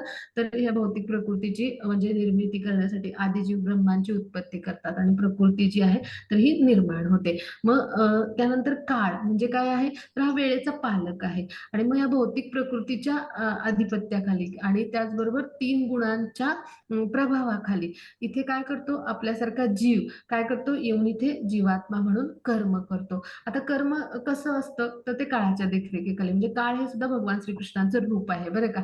मग आता ते कर्म आपलं कसं होणार त्यामुळे आपल्याला सुख आणि दुःख आपल्या जीवनात येतं. तर इथेच आपण थोडा भाग समजून घेऊया. म्हणजे एखाद्या व्यापाऱ्याने जर खूप चांगला धनसंचय केला, बँकेत पैसे ठेवले, तर त्याला खूप सुख आणि आनंद आणि त्याचा सगळं उपभोगता येईल. पण एखादा व्यापारी आहे, तर त्याला व्यवसायात काय आलं, म्हणजे त्याला सुख मिळालं. तसं एखादा व्यापारी आहे, त्याने व्यवसायात काय झालं, त्याला खूप नुकसान झालं, तोटा आला.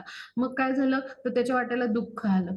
मग हे जे आहे, तर हे कशामुळे घडतं, तर आपल्या कर्मामुळं. प्रकृतीची 3 गुण सत्व, रज, तम ह्यांच्या देखरेखीखाली म्हणजे ह्यांच्या प्रभावाखाली म्हणू आपण मुख्यतः काळाच्या देखरेखीखाली आणि भौतिक प्रकृतीमध्ये काय होतो आपला म्हणजे आपण जीव म्हणून काय होतो बद्ध होतो आणि आपल्याकडनं कर्म घडतं. मग ज्या पद्धतीचं कर्म घडतं त्यानुसार त्याचे फलदायी परिणाम असतात, की ज्यामुळे काय होतं आपण पुन्हा-पुन्हा जन्म-मृत्यूच्या फेऱ्यामध्ये येत राहतो. मग आपलं ह्या जन्मीचं जे कर्म आहे त्यानुसार आपलं पुढचा जन्म मिळतो. म्हणजे पुढच्या जन्माची तयारी म्हणजे ह्या जन्मातलं कर्म असतं.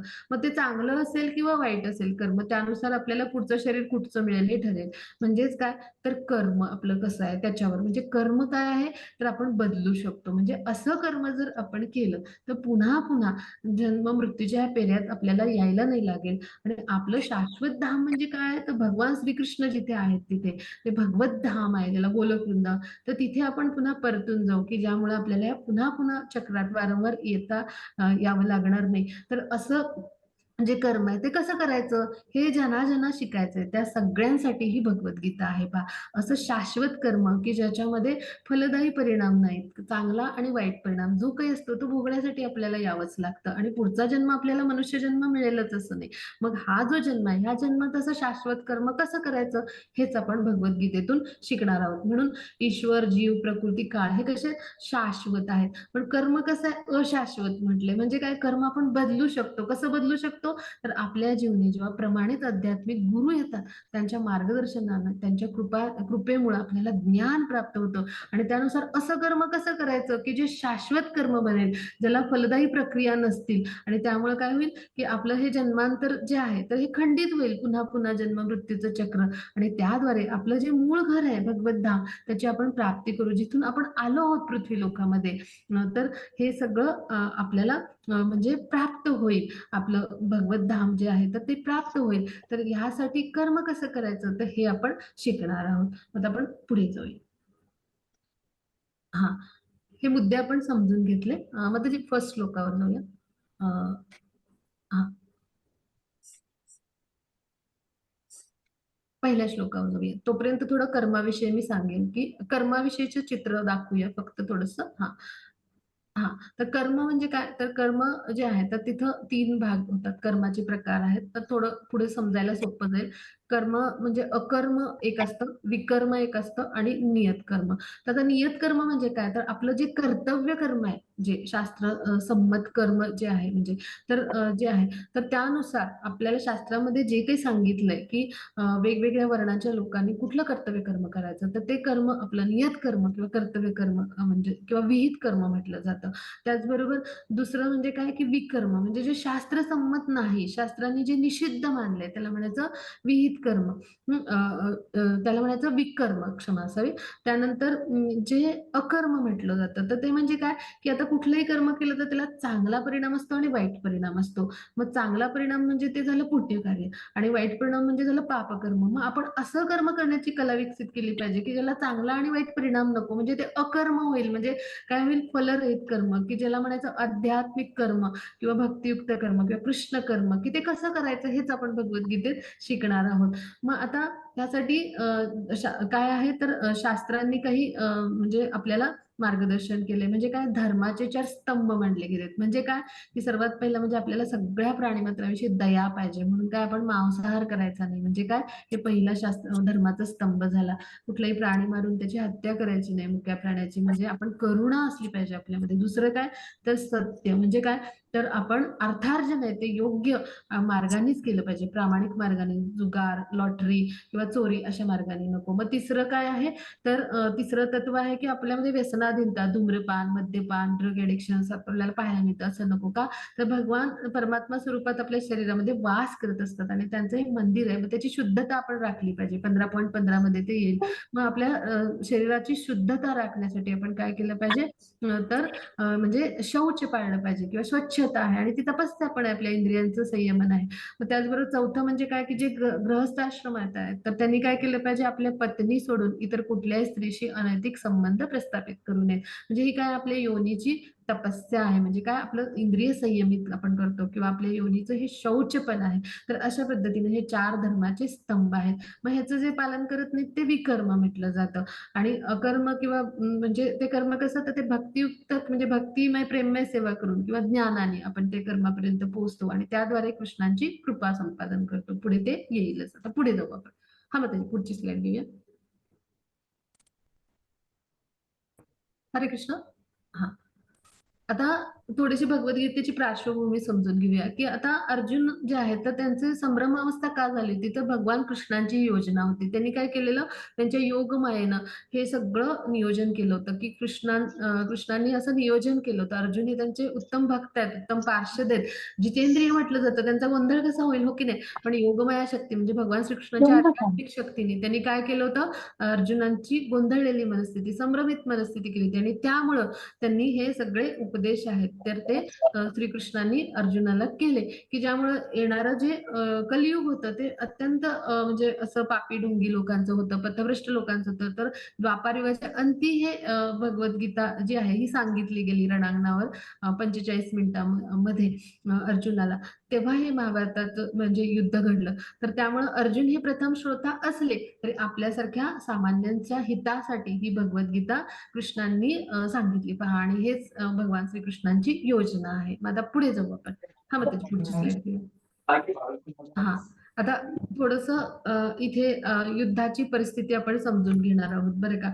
तर मी थोडीशी माहिती देते. म्हणजे हस्तिनापुरामध्ये व्यास मुनींच्या कृपेमुळं म्हणजे पांडू जे आहेत पांडू त्यानंतर विदुर आणि धृतराष्ट्र असे 3 पुत्र जन्माला आले. धृतराष्ट्र जे आहेत तर ते ज्येष्ठ पुत्र होते पण ते जन्माने अंध होते म्हणून 2 नंबरचे जे पुत्र आहेत म्हणजे तर त्यांच्याकडे राज्यकारभार दिला गेला आणि भीष्म पितामहांच्या मार्गदर्शनाखाली तो सांभाळायला सांगितलं आणि मग जो पांडू होता तर तो पांडू जो जे महाराज होते तर त्यांचा मृत्यू आहे तो लवकर झाला म्हणजे त्यांचा अकाली मृत्यू झाला. मग त्यामुळे काय झालं त्यांचे पुत्र हे 5 पांडव लहान होते. मग त्यांची जबाबदारी जी होती तर ती सर्व म्हणजे धृतराष्ट्र यांच्याकडे आली. म्हणजे काय की राज्याचा कारभार तुम्ही पहा भीष्म पितामहांच्या मार्गदर्शनाखाली. पण पांडुपुत्र जेव्हा मोठे होतील तेव्हा त्यांना त्यांचं राज्य परत द्यायचं असं ठरलं.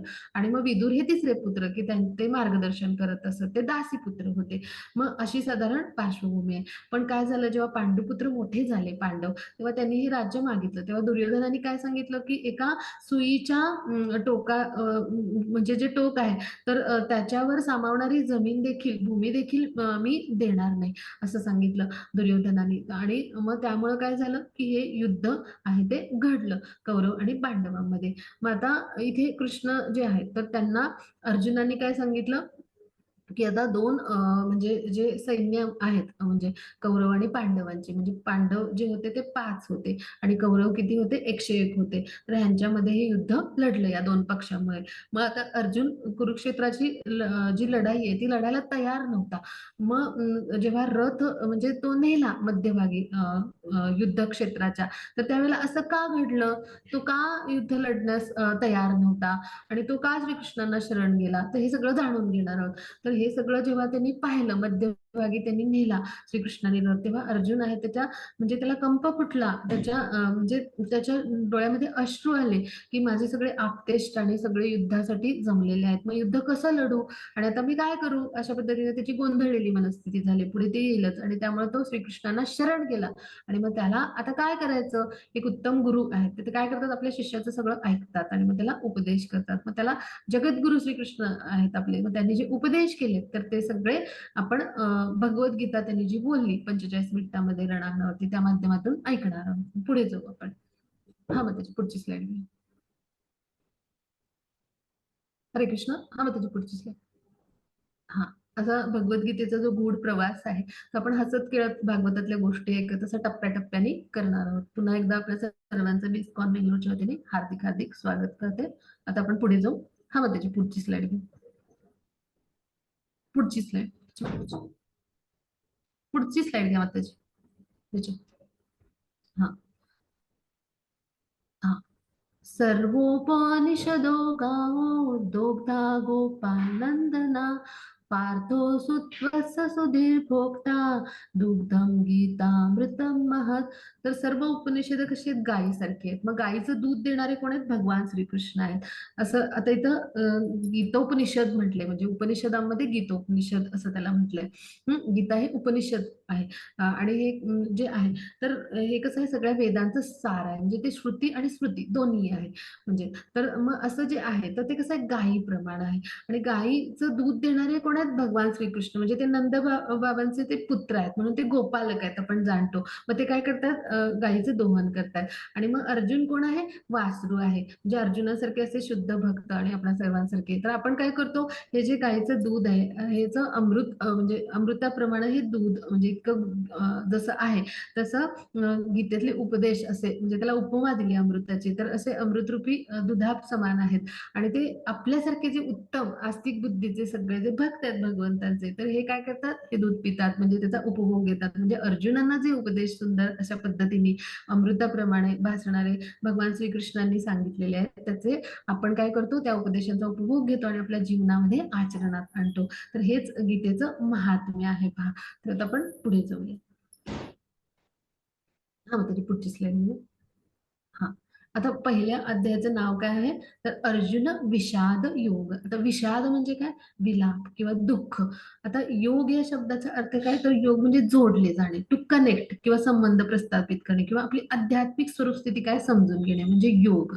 मग आता अर्जुनाला असं काय दुःख झालं आणि मग त्या दुःखामुळं मग त्याला भगवान श्रीकृष्णांनी कोणते उपदेश केले, की ज्यामुळं तो श्रीकृष्णांशी कसा जोडला गेला, म्हणजे श्रीकृष्णांच्या कृपेस कसा पात्र झाला थोडक्यात.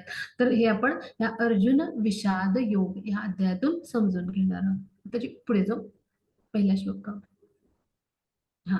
आता हे वेगवेगळी दृश्य आहेत म्हणजे अ, तर त्यामध्ये वेगवेगळ्या प्रतिक्रिया आहेत आणि त्या एकाच दृश्यावर वेगवेगळ्या प्रतिक्रिया कशा आहेत पहा. तर इथं हा धृतराष्ट्र दिसतोय, हा थोडासा घाबरलेला आहे, चिंताक्रांत आहे. मग आता तो का आहे ते आपण पुढे समजून घेऊ. मग इथं हा अर्जुन आहे, हा गोंधळलेल्या मनस्थितीत आहे रणांगणावरती, दुःखी कष्टी झालाय.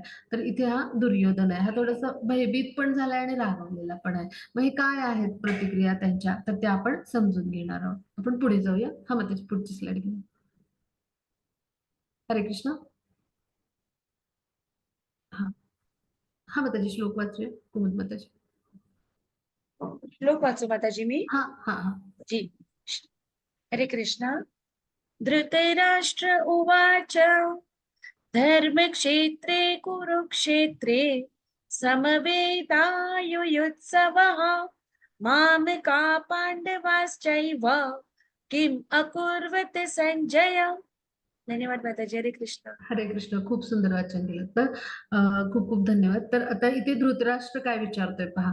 तर तो संजयांना विचारतोय, की संजयांना आता दिव्यदृष्टी व्यासमुनींनी प्रदान केलेली असते. कारण जे धृतराष्ट्र आहेत ते जन्मांध आहेत. तर त्यांना कसे हे सगळे पांडव आणि पुत्र ओळखतील म्हणून ते काय म्हणतात व्यासमुनींना, की मला माझ्याऐवजी तुम्ही संजयांना दृष्टी द्या. मग संजय बसल्या जागी म्हणजे महालात बसून धृतराष्ट्रांना आता युद्धभूमीवर काय घडले हे सांगतायत. मग आता धृतराष्ट्र पहा म्हणजे ते प्रश्न विचारतायत संजयांना, की म्हणजे धर्मक्षेत्र म्हणजे कुठलं आहे तर ते कुरुक्षेत्र म्हणजे युद्ध जिथं घडलं त्याला धर्मक्षेत्र म्हटलंय. ते कुरुक्षेत्र नावाचं आहे. तर ते काय आहे धर्मक्षेत्र आहे. तर त्याला तसं का म्हटलं गेलंय? तर तिथं अनेक ऋषीमुनींनी, देवदेवतांनी तप केलं होतं आणि त्या युद्धामध्ये म्हणजे त्या भूमीवर म्हणजे जे घडत होतं जे युद्ध, तर असं जे युद्ध होतं ते धर्मक्षेत्राच्या ठिकाणी घडत होतं. मग अशा वेळेला अशा पवित्र क्षेत्री ज्याची धर्माची बाजू असते त्याचा विजय होत असतो. तर हे धर्मक्षेत्राचं म्हणजे वैशिष्ट्य होतं. म्हणजे अशी ती पावनभूमी होती. मग हे धृतराष्ट्र जाणतो आणि त्याला काहीही करून हे युद्ध हे घडलंच पाहिजे. त्याला तडजोड नकोय. म्हणजे धृत म्हणजे काय धारण करणारा आणि राष्ट्र म्हणजे भूमी. भूमीला धारण करणारा म्हणजे त्याला हे मी मोठा आहे, मला हे राज्य हवंय. पण मी अंध असल्यामुळं म्हणजे पांडूच्या पुत्रांना दिले. मग त्यालाच हे राज्य हवं असतं हस्तिनापूरचं आणि त्यामुळे कुठल्याही परिस्थितीत म्हणजे त्याचेच संस्कार सगळे दुर्योधनावरती होते आणि त्यामुळं धृतराष्ट्र असा कसा होता अत्यंत कपटी होता, दुष्ट होता. त्यालाच म्हणजे तो स्वार्थी होता, त्याला आसक्ती होती या राज्याची आणि त्यालाच हे राज्य हवंय आणि त्याला कुठल्याही परिस्थितीत तडजोड नकोय, युद्ध व्हायला पाहिजे आणि त्यामुळे तो काय प्रश्न विचारतोय, की माझे पुत्र मामका पांडवाश्चैव किंवा कुर्वत संजय माझे पुत्र आणि पांडूचे पुत्र यांनी युद्धभूमीवर जमून काय केलं असं संजयाला विचारतोय. आता युद्धभूमीवर जमलं म्हणजे ते युद्धच करणार हो की नाही? पण त्याच्या मनात शंका आहे आणि भय काय तर ती पवित्र पावनभूमी आणि धर्मक्षेत्र अशी भूमी आहे. दुसरं कारण काय, की पांडव हे धर्माभिमानी आहेत आणि अजूनही म्हणजे ते सदाचारी असल्यामुळे अजूनही शांततेचा प्रस्ताव आणतील आणि त्याला कुठलीही तडजोड नकोय. त्याला युद्धच व्हायला पाहिजे आणि आपल्या दुर्योधनाने या युद्धात म्हणजे पुत्रांनी या युद्धात विजय संपादन करून हस्तिनापूरचं राज्य आपल्या ताब्यात यायला पाहिजे असं त्याला हवंय आणि म्हणून तो चिंतेने काय विचारतोय, की माझी मुलं म्हणजे पहा इथं तो त्यांना वेगळं कसं काढतोय पहा. म्हणजे खरं तर हे सगळे कुरुवंशातले आहेत सगळेच पांडव पण आणि कौरव पण. पण तो काय म्हणतो माझी मुलं आणि पांडूची मुलं. आता ते सुद्धा कौरवच आहेत ना कुरुवंशातले. पण तो पांडवांना काय करतोय कुरुवंशातून वगळतोय आणि काय म्हणतोय माझी मुलं आणि पांडूची मुलं. खरं तर तो काका आहे. आहे. आपल्या पुतण्यांना पित्या समान त्यांना प्रेम द्यायला पाहिजे आणि त्यांना त्यांचा जो अधिकार आहे हा देणं अपेक्षित आहे. पण स्वार्थापोटी जमिनीच्या किंवा राज्याच्या स्वार्थापोटी त्यांनी काय केलं, की हे राज्य आहे ते आपल्याला मिळायला पाहिजे म्हणून दुर्योधनामध्ये पण हेच विचारांचं बीज पेरलं पहा आणि त्यामुळे काय झालं, की हे युद्ध घडलं पहा आणि म्हणून त्याला काय हवंय, तर हे युद्ध व्हायला हवंय आणि म्हणून तो काय म्हणतो, की माझे पुत्र आणि पांडुपुत्र यांनी युद्धभूमीवर जाऊन काय केलं नक्की त्यांनी काय केलंय काय करतायत नक्की ते युद्ध करतील ना असं त्याच्या मनात भय आणि काळजी आहे. आता पुढे जाऊ आपण. हा मग त्याच्या पुढचं. हां. आता धर्मक्षेत्र म्हणजे आपण आता आपल्याकडे घरी कुठलीही शुभ घटना घडली, की साधारण दक्षिण भारतामध्ये दूध उतू घालवण्याची पद्धत आहे बरं का. मग हे दूध म्हणजे उतू जाणं तर ही शुभ लक्षण म्हणजे धर्मक्षेत्र हे पवित्र पावन क्षेत्र आहे. तर त्यासाठी हे उदाहरण आपण लक्षात ठेवूया असं. मग आता इथे दूध दाखवलंय तर दुधामध्ये आपण लिंबू पिळलं तर काय होईल? दूध नासेल म्हणजे साका बाजूला होईल आणि द्रव पदार्थ बाजूला होईल. होय की नाही? मग इथे हा जो धृतराष्ट्र आहे असंच करतोय. म्हणजे तो काय करतोय तर आपली मुलं आणि म्हणजे कौरव आणि पांडव यांच्यामध्ये भेद करतोय. म्हणजे तो काय म्हणतो, "मामका पांडवाश्चैव" म्हणजे दूध आणि साखर जसं वेगळं, तसं आपले पुत्र आणि पांडुपुत्र म्हणून तो काय करतोय म्हणजे पांडवांना वेगळं काढतोय. खरं तर ते वंशातलेच आहेत. म्हणून तो काय म्हणतो, "मामका पांडवाश्चैव" अशा पद्धतीने तो भेद करतोय. मग तिसरं आता रसगुल्ला म्हणजे काय, तर हे हस्तिनापूरचं राज्य आहे. म्हणजे हे म्हणजे पक्वान्न आहे. तर हे हस्तिनापूरचं राज्य त्याला हवंय. म्हणजे अशा पद्धतीनं तो स्वार्थी बनलाय आणि म्हणून तो काय करतोय आपल्या पुत्रांपासून पांडुपुत्रांना वेगळं काढतोय आणि हेच युद्धाचं कारण बनलं. आता पुढे जाऊ आपण. हां, माताजी. पुढची स्लाईड घेऊ. हां. हां, मंजिरी माताजी वाचूया. हरे कृष्ण. हरे कृष्ण. हां, वाचूया हे माताजी. आचार्य, तुमचा बुद्धिमान शिष्य द्रुपद पुत्र याने कौशल्याने रचलेली ही विशाल पांडव सेना पहा. हरे कृष्ण. हरे कृष्ण. खूप छान माताजी. तर आता इथे जो आहे तर हा दुर्योधन आहे. तर आता दुर्योधन कसा आहे थोडासा भयभीत झालाय. आता तो कोण आहे? तर तो कौरवांच्या पक्षात आहे. मग आता जेव्हा राजाला कुठलं संकट येतं तेव्हा तो जातो सेनापतींकडे. आता सेनापती कोण आहेत कौरवांच्या सेनेचे? तर द्रोणाचार्य. आता द्रोणाचार्य त्यांचे गुरु पण आहेत कौरव पांडवांचे बरं का. हे द्रोणाचार्य आहेत. मग त्यांच्याकडे जातोय आणि तो थोडेसे कुत्सित आणि अशा पद्धतीने त्याला टोमणा मारतोय. आता तो कसा आहे राजकारणी आहे आणि मुत्सद्दी आहे. आणि कपटी पण आहे भरपूर आणि धूर्त आहे. तर आता त्यांना पाहिलंय द्रुपद पुत्र हा कोण आहे? तर द्रुपद राजाचा मुलगा. आता द्रुपद राजा आणि द्रोणाचार्य हे मित्र होते गुरुकुलामध्ये. मग जेव्हा काही कारणास्तव राजकीय त्यांचं भांडण झालं, तर त्यावेळेला द्रुपदांनी काय केलं? द्रुपद राजांनी एक यज्ञ संपन्न केला आणि त्यातून असा पुत्र जन्माला आला, की जो द्रोणाचार्यांचा वध करेल. आता द्रोणाचार्यांना हे माहिती होतं बरं का. तरी पण त्यांच्याकडे जेव्हा तो विद्या संपादन करायला द्रुपदांनी पाठवलं, तेव्हा एक आचार्य म्हणून ब्राह्मण वर्णाचे ते आहेत. त्यांनी आपलं काय केलं सगळं ज्ञान देऊन टाकलं. म्हणजे असे ते निष्कपट होते आणि मग त्यांनी हे सगळं ज्ञान द्रुपद पुत्राला दिलं होतं. मग त्यांचा तो शिष्य आहे जसे कौरव आणि पांडव आहेत. म्हणजे आता पांडव विरुद्ध पक्षात आहेत. तर त्यांचा सेनापती कोण आहे? द्रुपद पुत्र. त्याचं नाव धृष्टद्युम्न. म्हणून तो काय म्हणतोय, "पहा, पहा तुमच्या या बुद्धिमान शिष्याने कशी रचना कौशल्याने केली आहे पहा." या विशाल पांडवांच्या सेनेची. खरं तर पांडवांची सेना कमीच होती दुर्योधनापेक्षा. तरी पण त्याच्या मनात भय आलंय. कारण त्याला माहिती आहे की महापराक्रमी कसे पांडव आहेत आणि मग त्यामुळे तो काय म्हणतोय कशी रचना केली पहा म्हणजे त्यामुळे त्याच्या मनात भय उत्पन्न झालं आणि त्याचबरोबर तो कुत्सितपणे जेव्हा असं म्हणतोय तेव्हा त्याला काय सांगायचंय तर तो राजकारणी आहे म्हणजे काय की द्रोणाचार्य आहेत, त्यांचा हा उत्तम शिष्य जसा आहे द्रुपद तसे अर्जुन त्यांचा अत्यंत प्रिय शिष्य आहे किंवा पांडवांविषयी त्यांना विशेष स्नेह आहे आपले शिष्य म्हणून तर अशी कुठलीही म्हणजे तडजोड जी आहे युद्धामध्ये म्हणजे केली जाऊ नये द्रोणाचार्यांकडून कारण अशी एखादी तडजोड किंवा अशी कुठलीही अनुकंपा काय करते पराजयाचं कारण ठरते आणि असा कुठलाही पक्षपात केला जाऊ नये द्रोणाचार्यांकडून आपले शिष्य आहेत या प्रेमापोटी आणि म्हणून तो काय करतो एक प्रकारे त्यांना टोमणा मारतोय कुत्सित की जेणेकरून त्यांनी असं कुठल्याही गोष्ट करू नये पहा म्हणजे खरं तर ते आचार्य आहेत त्यांचे मोठे विद्वत्ता असलेले आहेत आणि त्यांच्या म्हणजे त्यांच्या समोर शरण जाताना त्यांनी आज्ञाधारक शिष्याप्रमाणे जायला पाहिजे पण दुष्ट आणि कपटी आहे दुर्योधन आणि मुत्सद्दी आहे राजकारणी म्हणून तो त्यांना टोमणा मारतोय पहा तुमच्या शिष्याने कशी रचना केली आहे पहा अशा पद्धतीने तो त्यांना त्यांच्याशी म्हणजे त्यांच्याशी तो बोलतोय पहा आता पुढे काय घडलं ते आपण पाहूया हा मग त्याची पुढचा श्लोक आहे. हरे कृष्ण हा मग त्याची पुढचा हा मग त्याची वाचूया हरे कृष्ण येस माताजी, हरे कृष्णा. हा सघोषोधार्तराष्ट्राणां हृदयानि व्यदारयत् नभश्च पृथिवीं चैव तुमुलो व्यनुनादयन्.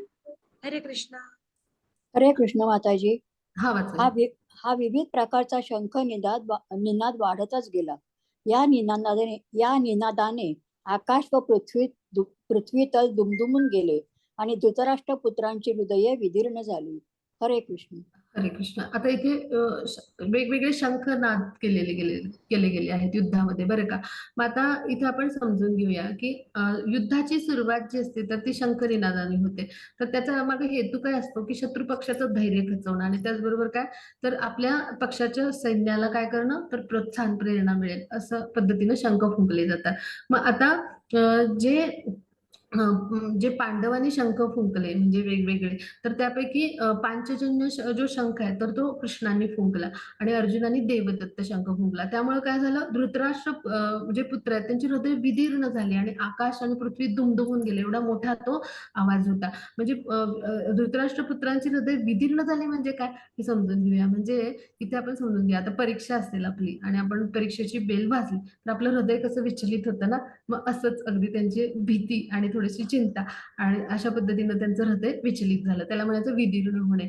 आता पहा इथे समजून घेऊया. आता असे शंखनाद सगळे कौरवांनी पण केले. मग तेव्हा पांडवांची काही हृदय विदीर्ण किंवा अशी त्यांची मनस्थिती भयभीत झाली नाही. ह्याचं कारण काय, तर पहा, जिथे भगवान आहेत तिथं भय कुठचं, हो की नाही. कौरव हे काय होते, तर ते विरुद्ध पक्षात होते, तिथं भगवान नाही आहे, त्यामुळे ते पहा भयभीत झाले. पण त्याचबरोबर पांडवांच्या सोबत कोणते, भगवान श्रीकृष्ण प्रत्यक्ष आहेत आणि त्यांच्या आज्ञेचं पालन करणारे असे धर्माभिमानी असे जे आहेत पांडव आहेत. त्यामुळं जिथे भगवान आहे तिथे दायित्व सगळं भगवंतांनी घेतलेलं होतं पहा, आणि भगवान त्यांच्यावर पूर्ण श्रद्धा आणि विश्वास ठेवणारे असे पांडव होते पहा.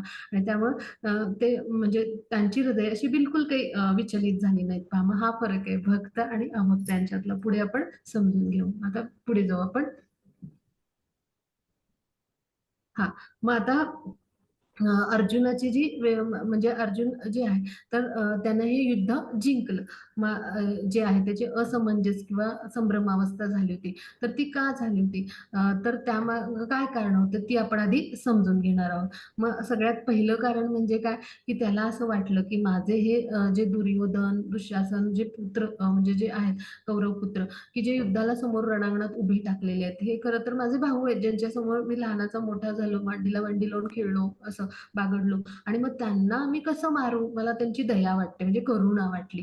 म्हणजे मग त्याचबरोबर आता दुसरं काय आहे, की आनंद नाही. कारण म्हणजे पहा, आता माझा सगळं परिवारच आहे, तर पितामह भाऊ आप्तेष्ट युद्धाला आलेले आहेत. मग आता माझं कुटुंबच या युद्धामध्ये मारलं गेलं, तर मग युद्धाचा आनंद मी कसा साजरा करू. आता उदाहरण घेऊया, की आपल्याकडं दिवाळी आहे किंवा गणेशोत्सव आहे. मग तेव्हा आपल्याकडे काय होतं, आपण सगळे किंवा एखाद्याचा वाढदिवस आहे आपल्या घरात, तर आपण सगळ्या आप्तेष्ट त्यानंतर आपले मित्र मैत्रिणी सगळ्यांना बोलवतो, हो की नाही, आणि साजरा करतो. म्हणजे मग तसं माझं कुटुंबातले सगळेच जर या युद्धामध्ये मारले गेले तर मी विजयाचा आनंद कोणासोबत साजरा करू, म्हणून मला काही आनंद वाटत नाही, असं अर्जुन म्हणतो. अशा पद्धतीनं तर संभ्रमावस्था झाली त्याची. मग आता पहा, दुसरं म्हणजे काय, गुरुहत्या, म्हणजे गुरुहत्येचं पाप होईल असं त्याला वाटतं. म्हणजे द्रोणाचार्यांसारखे गुरु आहेत, भीष्म पितामह जे ज्येष्ठ आहेत ते आहेत, मग यांच्या हत्येचं पाप होईल असं त्याला वाटतं. म्हणजे का, तर आता तो कसा आहे, तर सद्गुणी आहे, जो अर्जुन आहे सदाचारी आहे. आणि मग त्यामुळे तो विचार असा करतोय पहा. मग हे उत्तम भक्ताचं लक्षण आहे. तर आता हे कसं, तर पहा एका उदाहरणातनं समजून घेऊ, की आता आपण लहानपणी आपण बऱ्याच जणांनी खोड्या केल्या असतील. आपल्या आई बाबांच्या पर्समधल्या पाऊच मधल्या पाकिटातले पैसे काढले असतील. आपण कोणाला चॉकलेट घ्यायचंय, कोणाला गोळ्या घ्यायच्यात, मग आपण निरागस असतो, आपल्याला माहिती नाही, हो की नाही. आपण असे पैसे काढले, जेव्हा आपल्या आई बाबांना समजतं तेव्हा ते आपल्याला काय सांगतात, चोरी हे पाप आहे. मग चोरी हे जर पाप असेल, आपण निरागसतेपणे काढले, तर आपल्याला संस्कार केले आपल्या आईबाबांनी की असं करायचं नाही किंवा आपण हे करणं म्हणजे पाप आहे. आपण विचारून घेऊन मागून घेऊन करायची गोष्ट, हे आपल्यावर संस्कार उत्तम दिलेत सगळ्यांना, हो की नाही, वेगवेगळ्या प्रकारचे. मग चोरी हे जर पाप आहे तर गुरूंची हत्या केवढं मोठं बरं पाप होईल असं वाटतंय अर्जुनाला. आणि मग आता मी काय करू. मग आता कौटुंबिक परंपरा म्हणजे काय, की युद्धाच्या वेळेला काय होतं, की जे युद्धाला कुटुंबातले प्रमुख सगळे आलेले आहेत. मग आता युद्धाला जे प्रमुख कुटुंबातले येतात, कुटुंबाचा कर्ता पुरुष. मग आता युद्धाला वृद्ध किंवा लहान मुलं किंवा स्त्रिया येत नाहीत, ते घरीच असतात. मग आता कुटुंबाचा हा जर प्रमुख आहे, तर तोच युद्धात मारला गेला, तर तो काय करत असतो? असा ज्येष्ठ व्यक्ती कुटुंबातल्या तरुण पिढीवर संस्कार करत असतो. स्त्रियांना कुळाचार, वृत्तवैकल्य ह्याच्याविषयी मार्गदर्शन करत असतो. लहान मुलांना संस्कार देत असतो आणि त्यांचं संरक्षण पण करत असतो. लहान मुलं, स्त्रिया आणि वृद्ध.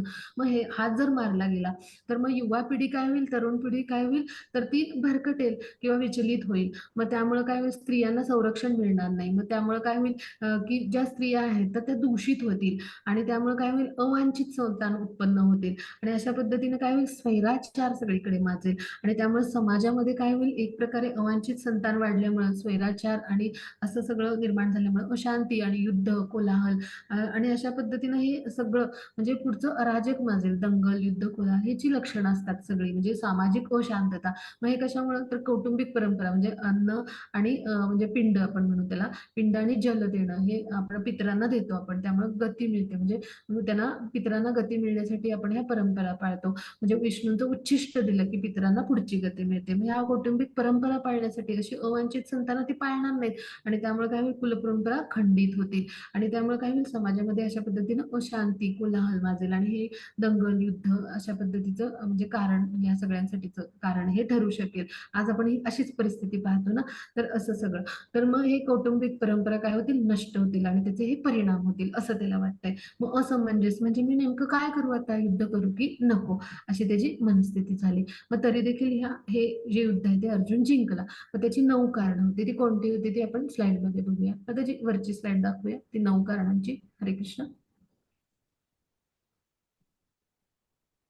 वरची स्लाइड माताजी. हा, वरची स्लाइड ज्याच्यामध्ये 9 कारणं आहेत ती स्लाइड दाखवूया. हरे कृष्ण. ह्याच्या वरची स्लाइड आहे म्हणजे माताजी. इथली का याच्या खालती? हा, खाली किंवा वर तुम्ही आता वरती पाच. एकही नाहीये, खालतीच असेल माताजी. ही नाही, राहील. वर आहे मी वर पाहिली होती तुम्ही आता पास करताना स्लाइड. ठीक वरती आहे. हा आहे. हा, ह्याच्या खाली माताजी, ह्याच्या खाली. हा हा, हीच. हा, व्हिडिओ ऑफ करते. हा, व्यवस्थित जरा दिसू दे, सगळी कारणं दिसू देत. तर सगळ्यात म्हणजे पहिलं कारण, हा, तर काय आहे की धर्मक्षेत्र हे पवित्र क्षेत्र आहे की जिथं अनेक ऋषीमुनींनी आणि देवदेवतांनी तप केलं होतं, स्वर्गीय देवतांनी सुद्धा तप केलं होतं. त्यामुळे तिथे जो कोणी धर्माची ज्याची बाजू असेल, धर्माच्या बाजूने युद्ध लढेल, त्याचा विजय होत होता. तर हे पहिलं कारण. मग जे हा रथ आहे, हा दिव्य जो रथ आहे, तो अग्निदेवांनी अर्जुनाला दिलेला होता. त्यानं त्रिलोकामध्ये विजय मिळवलेला होता. असा हा दिव्य रथ आहे पहा.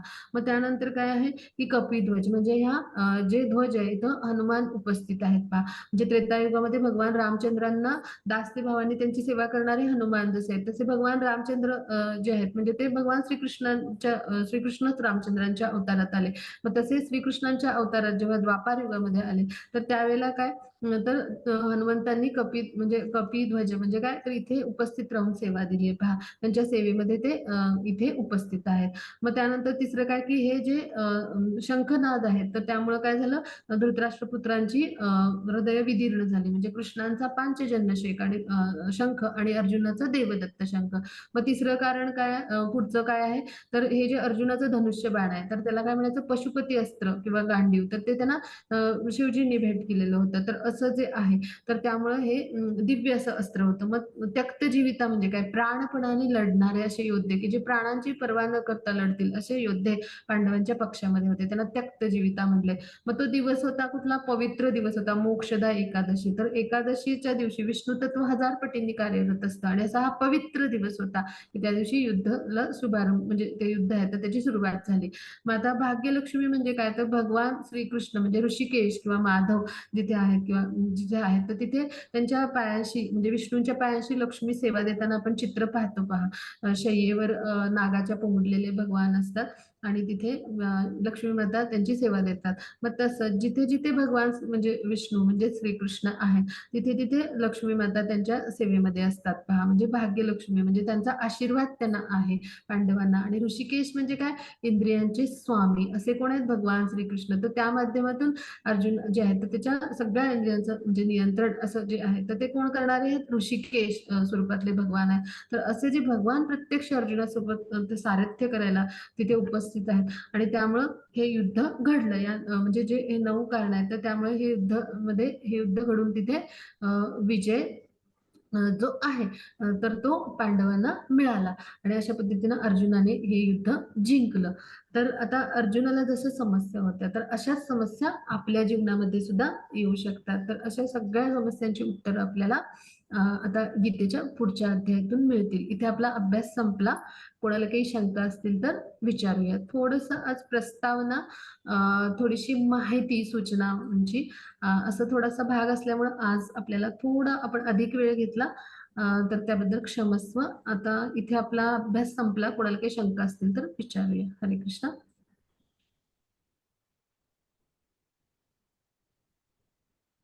हा, माताजी, कोणाला काही शंका